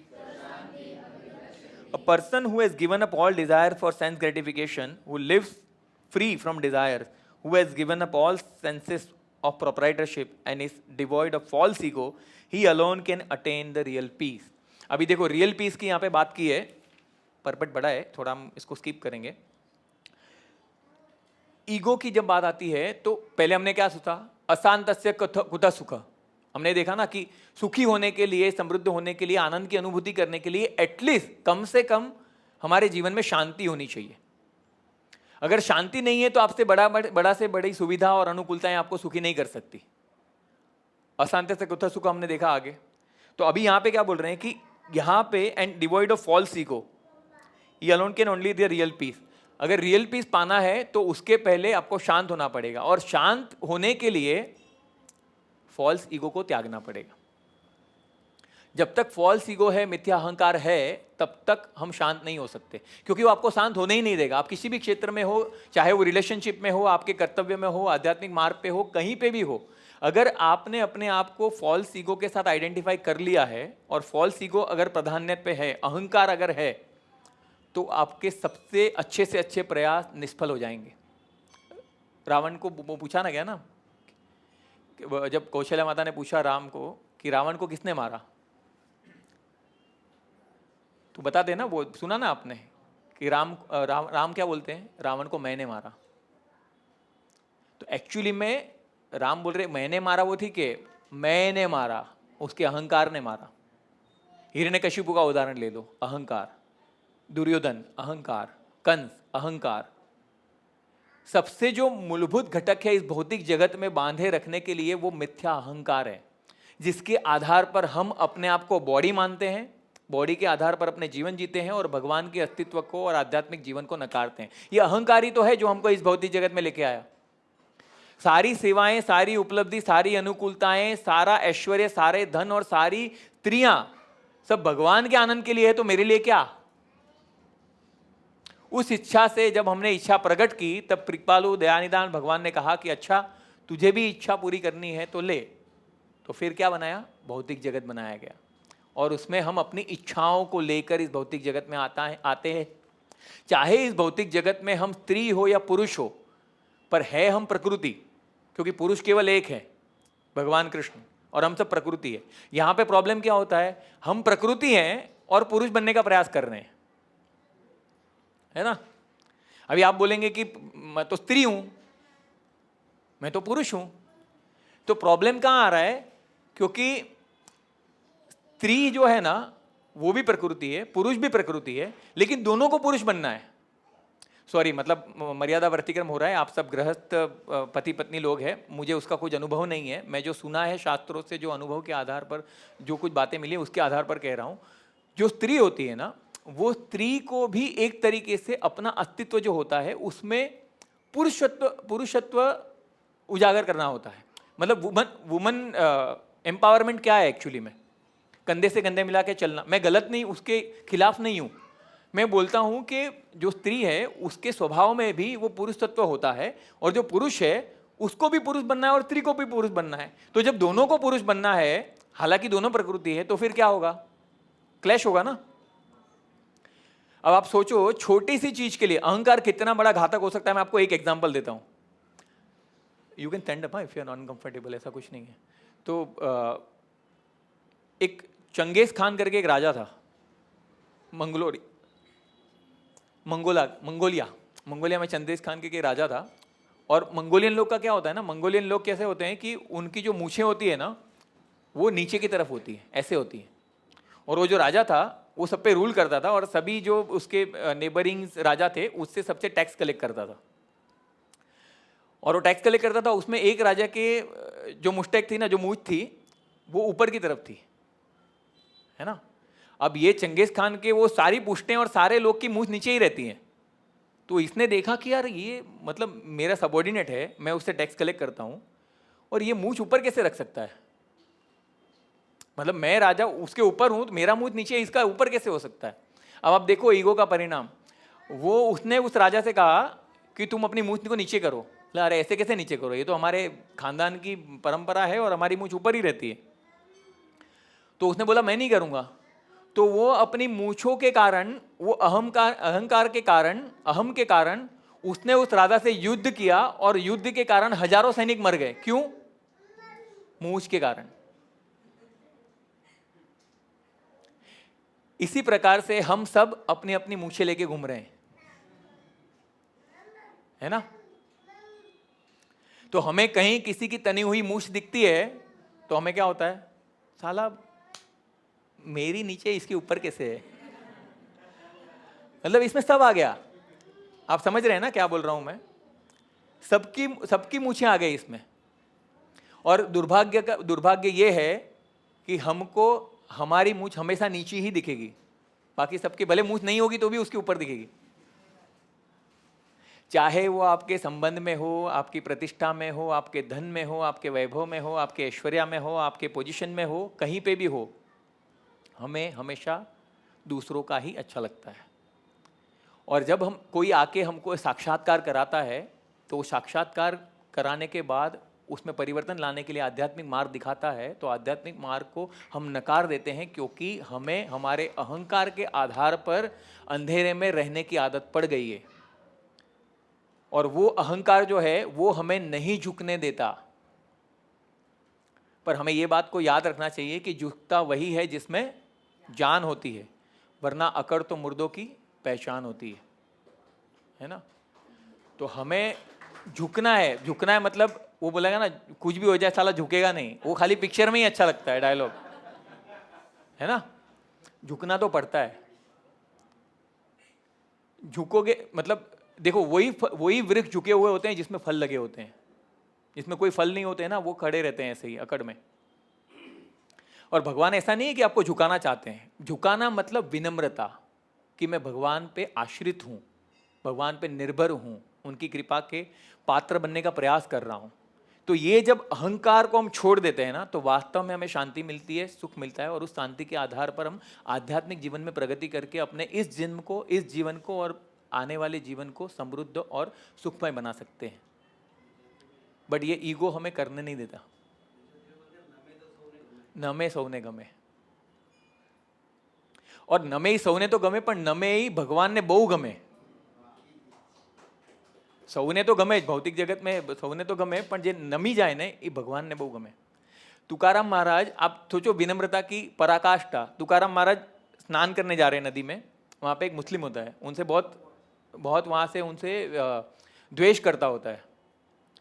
तो द्वेष करता होता है, तुकाराम महाराज स्नान करने जा रहे हैं, तो ये क्या करता है, जैसे ही तुकाराम महाराज स्नान करते आते हैं उस पर थूक देता है तुकाराम महाराज पे.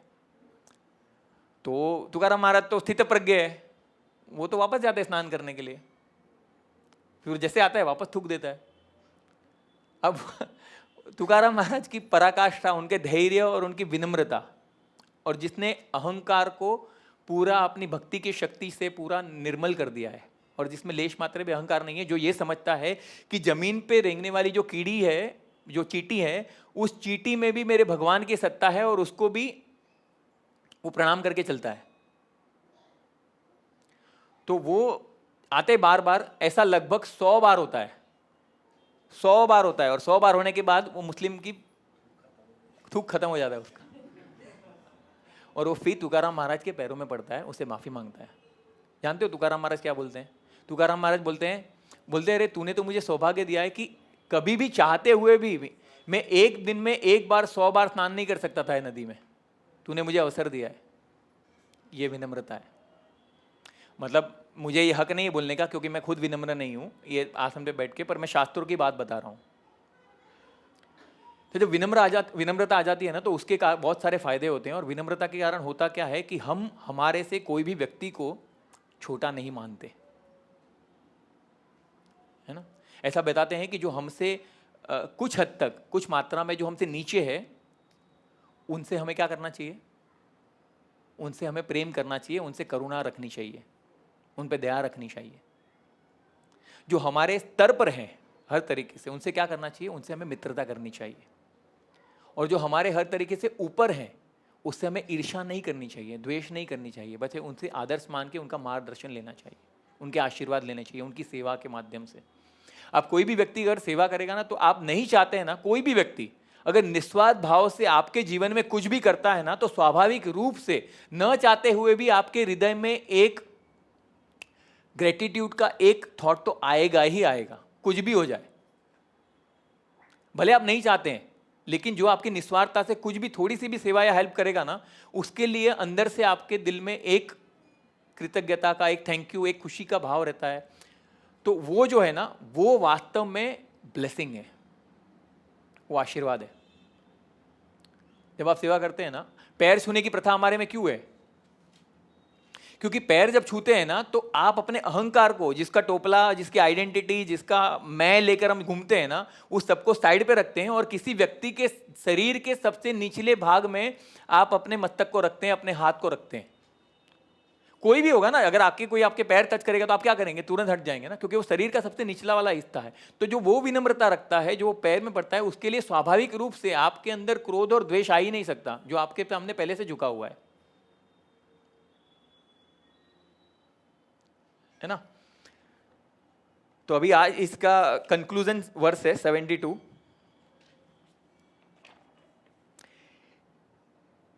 ऐसा ब्राह्मी स्थिति पार्थ नैनां प्राप्य विमुह्यति स्थितव्यास्म अंतकाले P Brahma निर्वाणमनुच्छति. That is the way of spiritual and godly life, after attaining which a man is not bewildered. If one is thus situated, even at hour of death, one can enter into kingdom of God. है ना. तो अभी हमारे लिए क्या है कि जैसे अभी ये स्थिति यहाँ पे कंक्लूड कर दिया कि ये व्यक्ति जो है वो वास्तव में गॉडली लाइफ को अनुभव कर सकता है, सबलाइम लाइफ का अनुभव कर सकता है. अगर आप व्यक्तिगत रूप से ना लें, तो अगर मैं किसी को अगर पूछूं यहाँ पे कि आपकी उम्र क्या है, और ये सारे जो ईगो की हमने बात की ना, वो ईगो के आधार पर क्या होते हैं, हमारे बहुत सारे प्रॉब्लम शुरू हो जाते हैं. अगर ईगो की बात आती है तो संबंधों में दरार आती है, संबंधों में तकरार आएगी, उसके कारण हमारी जीवन शैली, हमारी प्रणाली, हमारा प्रयास, सब कुछ अफेक्ट हो जाता है, और उसके कारण इश्यू बनने लगते हैं. अब वो इश्यू हमारे लिए प्राधान्यता हो जाते हैं, और हम हमारा जो ध्यान है वो भगवान से और भक्ति से हटकर इस छोटी छोटी चीज़ों में उलझ जाता है। मैं ये नहीं कह रहा हूँ कि इशू नहीं होते हैं, प्रॉब्लम नहीं होता है, उसको एड्रेस करना होता है, क्लैरिफिकेशन कन्फ्रंटेशन रिक्वायर्ड। अगर आप नहीं करेंगे ना तो वो प्रॉब्लम कभी सॉल्व नहीं होगा। जैसे आप माला कर रहे हैं, है ना, बहुत बार अनुभव होता होगा, माला कर रहे हैं, आप एंड तक माला के पहुंच गए और फिर कई बार क्या होता है, वो माला अंदर है ना, उसका गेट बन जाता है, आप ऐसे ऐसे हिलाते हैं वो नहीं निकलता है ना, तो क्या करना पड़ता है, माला में से हाथ निकालना पड़ता है, पूरी माला को खोलना पड़ता है, पूरी जब सरल बन जाएगी तब जाके आप उसमें माला कर सकते हैं। आप अगर ये भी कोशिश करेंगे कि नहीं मैं कुछ करूंगा नहीं या करूंगी नहीं, वो जैसा है वो अपने आप ठीक हो जाएगा, तो अपने आप ठीक नहीं होगा, कितना भी कर लो, उसको खोल के निकालना पड़ेगा। Confrontation, discussion, conversation, clear transparency बात करके उसको खत्म करना होगा। अगर वो खत्म नहीं करेंगे तो वो पड़ा रहेगा और पड़ा रहेगा, और आगे के सारे जितने भी हमारे इंटरेक्शंस होंगे वो सब उसके आधार पर होंगे। तो हमें एक बार पहल करके उसको खत्म करना ही पड़ेगा। तो अगर यहां पे क्या होगा, अगर जैसे मैंने बताया, अगर ईगो के आधार पर इतने सारे इश्यू होते हैं तो वो इश्यू के कारण हम फिर अपने जीवन में बहुत व्यस्त हो जाते हैं उसको सॉल्व करने में। मैं इससे बात नहीं करूंगा, इससे उठा रहूंगा, इससे तकलीफ होगा। अगर उसको सॉल्व नहीं किया है, वो एड्रेस करना जरूरी है। मैं गलत तरीके से मत लेना मुझे, मैं ये नहीं बोल रहा हूँ कि इशू नहीं होगा, लेकिन वो बहुत ज्यादा फोकस करने की जरूरत नहीं है। भागवतम क्या बोलता है, आयु हरंती वयम पुंसा, मतलब एक बार सूरज जब चढ़ता है और एक बार उतरता है, सूर्योदय होता है, सूर्यास्त होता है, वो आपके जीवन का एक दिन लेकर गया, एक दिन खत्म हो गया आपके जीवन से। अब सोचो अगर आप व्यक्ति 35 साल का है, 35 साल का वो ज्यादा से ज्यादा कितना जिएगा? अभी आज 24 का पकड़ो, 2000 से लेके 2024 है, 24 साल का है, वो ज्यादा से ज्यादा और 50 साल, 60 साल। मेरे को बताइए यहाँ पे अपने जीवन में व्यक्तिगत रूप से आप खुद विचार कीजिए कि आपकी जो भी जन्मतिथि है, वो जन्मतिथि के पहले क्या आप अस्तित्व में थे? नहीं थे, कुछ पता नहीं हमें। और जितने टाइम तक हम इस भूमि पर रहेंगे, हमारी एक अवधि, एक तिथि निश्चित है। वो तिथि निश्चित होने के बाद हम अस्तित्व में रहेंगे, नहीं रहेंगे। मेरे को बताइए कि हमारे पुश्तों में आज मुझे अपनी 7 पीढ़ी के नाम भी याद नहीं है, और वो लोग ने अपने जीवन में क्या क्या किया रहेगा, क्या क्या मतलब 30 माखा होंगे और क्या क्या गुल खिलाए होंगे, मुझे नहीं पता। सबसे बड़े अमीर से अमीर आदमी, सबसे बड़ी खूबसूरत से खूबसूरत लेडी पकड़ लो या एरिस्टोक्रेट फैमिलीज के किंग पकड़ लो, सबको पकड़ लो, लेकिन आज उनको हम अपने जीवन में कितनी बार याद करते हैं? एक बार भी नहीं। तो कहने का मतलब यह है कि ये जो जीवन मिला है ना, उस जीवन के अंदर there is something more expected from us. It is not about the living in this particular world, leading a life, doing something. But वास्तविक जीवन जो है वो आध्यात्मिक उन्नति के लिए ही मिला है। अगर उसके लिए प्रयास नहीं करेंगे तो ये बहुत सुनहरा पल है, उससे चूक जाएंगे। एक लास्ट कॉन्सेप्ट बताता हूं 2 चीज का। इसमें होता क्या है ना, अधिकांश समय, जैसा मैंने पहले भी चर्चा की है, and will end by 5 minutes. होता क्या है इस भौतिक जगत में, 2 चीज होती है, एक होता है प्रारब्ध और दूसरा होता है पुरुषार्थ। हम एक होता है मतलब बेसिकली एंडेवर और दूसरा होता है डेस्टिनी, है ना। तो आध्यात्मिक जीवन में व्यक्ति अधिकांश समय क्या सोचता है, डेस्टिनी में होगा तो कर लूंगा, है ना, मेरे प्रारब्ध में होगा तो कर लूंगा, भगवान बुलाएंगे तब मंदिर आएंगे, भगवान की योजना होगी ना। आप बोलते हैं ना सब भगवान की इच्छा से होता है, तो भगवान की इच्छा से होता है, तो भगवान जब आदेश करेंगे तब भक्ति में भी आ जाएंगे, भक्ति भी करने लगेंगे। सुना है ना बहुत लोगों से। वो ये नहीं समझते हैं कि भगवान ने बुलाया, हमको भेजा आपको बुलाने के लिए हमको भेजा है तो आप आओ ना, भगवान बुला रहे हैं। लेकिन प्रॉब्लम क्या होता है कि हम सोचते हैं कि आध्यात्मिक जीवन में हमें प्रारब्ध के हिसाब से मिल जाएगा और भौतिक जीवन में हमें पुरुषार्थ करना पड़ेगा, एंडेवर डालना पड़ेगा। टोटली उल्टा है, टोटली रिवर्स है। हम प्रयास किसके लिए करते हैं? भौतिक चीजों को पाने के लिए। एंडेवर किसके लिए करते हैं? भौतिक चीजों को पाने के लिए। और आध्यात्मिकता को क्या बोलते हैं? भाग्य में हो तो मिलेगा। लेकिन शास्त्र ये बताता है कि इसका टोटल रिवर्स है। आपके प्रारब्ध में लिखे हुए एक पाई इधर भी उधर नहीं जाएगी। आपके भाग्य में अगर सुख लिखा है ना, तो वो कहीं से किधर से भी भाग के आपके पास आएगा। एक पाई भी इधर की उधर नहीं हो सकती है। जो भी आपको मिलने वाला है ना वो मिलकर ही रहेगा। कुछ लोगों को ऐसा लगता है कि मैंने झूठ बोला, मैंने गैम्बलिंग किया, मैंने चीटिंग किया और मुझे फायदा हो गया। वो नहीं समझ रहा है कि ये मूर्ख वाली बात है। तेरे भाग्य में ये लाभ होने वाला ही था, तूने उल्टा उल्टा नुकसान कर लिया अपना, वो कर्म का एक और जगह बांध लिया गलत करके। तो प्रॉब्लम यहां पे होता है, पूरा एंडेवर मारेंगे और आध्यात्मिकता के लिए बोलेंगे अपनी मर्जी से हो जाएगा, लेकिन हमको ऐसा नहीं करना है। हमको क्या करना है? हमको हमारा प्रयास, हमारी पूर्ण शक्ति से प्रयास करना है आध्यात्मिकता के लिए, और भौतिक चीजें अपने आप मिल जाएगी। उसके लिए अलग से प्रयास करने की आवश्यकता नहीं है। यही शास्त्रों का सिद्धांत है, यही बड़े बड़े ऋषि मुनियों भक्तों की राय है। श्रीनिवास आचार्य जो 4 भाई थे ना चैतन्य महाप्रभु की लीला में, चैतन्य महाप्रभु उनके घर पे कीर्तन करते थे श्रीनिवास आंगन में, और वो बोलते थे कि अरे तुम, चैतन्य महाप्रभु ने एक दिन परीक्षा के लिए बोला उनको बोला कि तुम यार गृहस्थ है, तुम पूरा दिन मेरे साथ कीर्तन में रहता है, रात को कीर्तन करता है, ये सब करता है, तो तुम्हारे घर में ये प्रसाद और तुम्हारा घर गृहस्थी चलता कैसे है, कहाँ से आता है? तो श्रीनिवास जी की इतनी भक्ति भगवान के हरि नाम पे और कीर्तन पे, भगवान पे इतनी आस्था थी, वो चैतन्य महाप्रभु को बोलते हैं मैं बस सिर्फ ऐसा करता हूँ और सब आ जाता है, 3 ताली मारता हूँ और सब आ जाता है। तो चैतन्य महाप्रभु, और उनके घर में कितना कीर्तन होता था, सब भक्त लोग प्रसाद करते तो सब मिलता था, सब आता था। तो चैतन्य महाप्रभु ने क्या किया? चैतन्य महाप्रभु करेगा, मान लो श्रीवास कि तुमने ऐसा ताली बजाया, ठीक है, और नहीं आया तो क्या कहा श्रीवास ने? मैं कहा देखो वो गंगा मैया है, अगर मेरे 3 ताली बजाते हुए नहीं आया ना तो मैं गंगा में कूद के अपना प्राण त्याग दूंगा। उनको उतना विश्वास था कि ऐसा कभी हो ही नहीं सकता है। तो चैतन्य महाप्रभु क्या करते हैं? चैतन्य महाप्रभु कहते हैं कि एक बार जो है ना लक्ष्मी जी का जो धन कोष है वो समाप्त हो सकता है और लक्ष्मी जी को भिक्षा मांगनी पड़ सकती है, पर तुम्हारे घर का राजकोष कभी समाप्त नहीं होगा, क्योंकि तुमको भगवान के नाम पे और उनकी भक्ति पे इतनी श्रद्धा है, इतना विश्वास है। तो हम जो करते हैं ना, हम अपने भौतिक जीवन में ये पाने का, मैं ये नहीं कह रहा हूं, please don't take me wrong, मैं ये नहीं कह रहा हूं कि प्रयास नहीं करना है, प्रयास करना है, पर उतना ही प्रयास करना है जिसके आधार पर अपने जीवन को संतुलित बनाकर आप अच्छे से जी सकें। और एंडेवर जो डालना है ना, जो अगाध प्रयास करना है, वो किस में करना है? आध्यात्मिकता में करना है। सुबह जल्दी उठ गए, एकादशी का व्रत किया, जपा किया। सी भगवान आपके किए हुए साधनों को क्वांटिटी में नहीं देखते हैं, हालांकि क्वांटिटी जरूरी है, 16 बोला तो 16 करने का नियम लिया है भाई, गुरु महाराज को वचन दिया है, वो तो करना ही है। भगवान है ना, भगवान वो नहीं देखते हैं, भगवान आपका प्रयास उसके पीछे कितना है वो देखते हैं।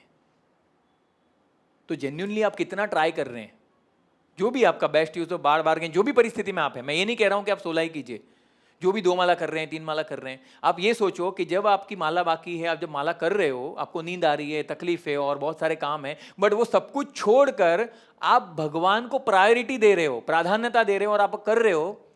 सोचो भगवान उसको कैसे लेंगे? अरे यार इसको नींद आ रहा है, गिर रहा है, पड़ रहा है, लड़खड़ा रहा है, फिर भी माला नहीं छोड़ रहा है, फिर भी मुझे प्रसन्न करने के लिए माला कर रहा है। मैंने ऐसे ही बोला था, मेरे HDFC में था, अभी ऐसे ही बोला था, एक भक्त थे वहाँ पे, बोले थे कैसा माला वाला कैसा चल रहा है, भक्ति कैसा चल रहा है? बोला प्रभु मज़ा नहीं आ रहा है यार। तो उनका वाक्य मुझे अभी तक याद है, बोला प्रभु जो कर रहे हो ना वो करते रहो, हो सकता है आपको मज़ा नहीं आ रहा है पर भगवान को बहुत मज़ा आ रहा है, तो वो देखते हैं वो। तो हमारा ये है कि हम जब करते हैं ना तो भगवान उसको बहुत गंभीरता से लेते हैं और आपके प्रत्येक प्रयास को भगवान अपनी डायरी में नोट करते हैं। तो हमारा कर्तव्य क्या है? हमारा कर्तव्य ये है कि जितने जो साक्षात काल है, जो वक्त का जो जिसके प्रतिनिधित्व करते हैं वो भगवान, जिसने वक्त को बनाया उसे थोड़ा वक्त देकर तो देखो। गौर गोपाल प्रभु बोलते हैं, रिसेंटली बोला है उन्होंने, वो बोल रहे हैं कि जिसने वक्त को बनाया उसको थोड़ा अपना वक्त देकर तो देखो। वो वक्त बनाने वाला जिसको तुमने अपना वक्त दिया है वो तुम्हारे वक्त को बदल देगा। मेरा नहीं है, ऑल क्रेडिट गोज टू गौर गोपाल प्रभु मेरा नहीं है, बट मैंने सुना तो मैं सोचा आप लोग को सुना दूं। तो बस मेरी यही विनती है कि हमारे, हो सकता है कि हमारे अहंकार, क्योंकि उसी के कारण इस भौतिक संसार में, लास्ट बात बोलूंगा, इस भौतिक संसार में हम इच्छा को लेकर आए हैं, है ना। इच्छा को लेकर आए हैं और इच्छा को लेकर ही जाएंगे। तो फर्क सिर्फ इतना है कि वो इच्छा जो है ना उसको परिवर्तित करना है। ये जो समय है ना, जो जीवन मिला है ना, वो इच्छा को परिवर्तित करने के लिए मिला है। हम इस संसार में आए थे इच्छा लेकर, इंद्रिय तृप्ति कर कर अपने आप को संतुष्ट करने के लिए। लेकिन ये जो प्रयास है उसमें विशेष रूप से जो भक्ति का मार्ग मिला है वो हमें सुविधा देता है, उपलब्ध कराता है उस अवसर को जहाँ पर उस इच्छा को परिवर्तित कर दे, जहाँ पर मुझे और कोई इच्छा नहीं है, केवल भगवान की संतुष्टि, भगवान की सेवा करने की इच्छा है। जब ये इच्छा परिवर्तित हो जाएगी ना, तो अंत समय में जब हम हमारे शरीर को छोड़ेंगे तो उस समय भगवान का ये वचन है, लोग कहते हैं कि अंत समय में बहुत ज़्यादा तकलीफ होती है। कफ पित्त वायु, अपने मुकुंदमाला स्तोत्र में आता है उसका श्लोक, यहाँ पे कुलशेखर महाराज बताते हैं। तो उसमें व्यक्ति बोल नहीं पाता है, उसके मुंह से आवाज़ नहीं निकलती है। तो बोल रहे हैं कि कैसे मैं भगवान का नाम लूँगा, कैसे मैं आपको स्मरण करूँगा। तो भगवान क्या बोलते हैं? भगवान बोलते हैं कि जिसने अपने जीवन में मेरा स्मरण किया है, मेरी भक्ति की है थोड़ी सी भी, तो उसको ये चिंता करने की आवश्यकता नहीं है कि अंत समय में क्या वो मुझे याद कर पाएगा क्या नहीं कर पाएगा। मैं अंत समय में उसके सामने खड़ा रहकर उसको ये कंपेल कराऊंगा कि वो मेरा स्मरण कर सके, मैं उसका स्मरण करता हूं। ये भगवान का वचन है। तो हमें सिर्फ प्रयास करना है कि हमारी जो भी इच्छा है, हो सकता है नहीं हो, बहुत सारी इच्छाएं, मेरी भी बहुत सारी इच्छाएं, भगवान को इच्छा समर्पित करें और भगवान को कहें कि आपकी संतुष्टि के लिए, आपकी इच्छा के लिए मैं कार्य कर सकूं, ऐसी मुझे बुद्धि, शक्ति और सामर्थ्य दीजिए।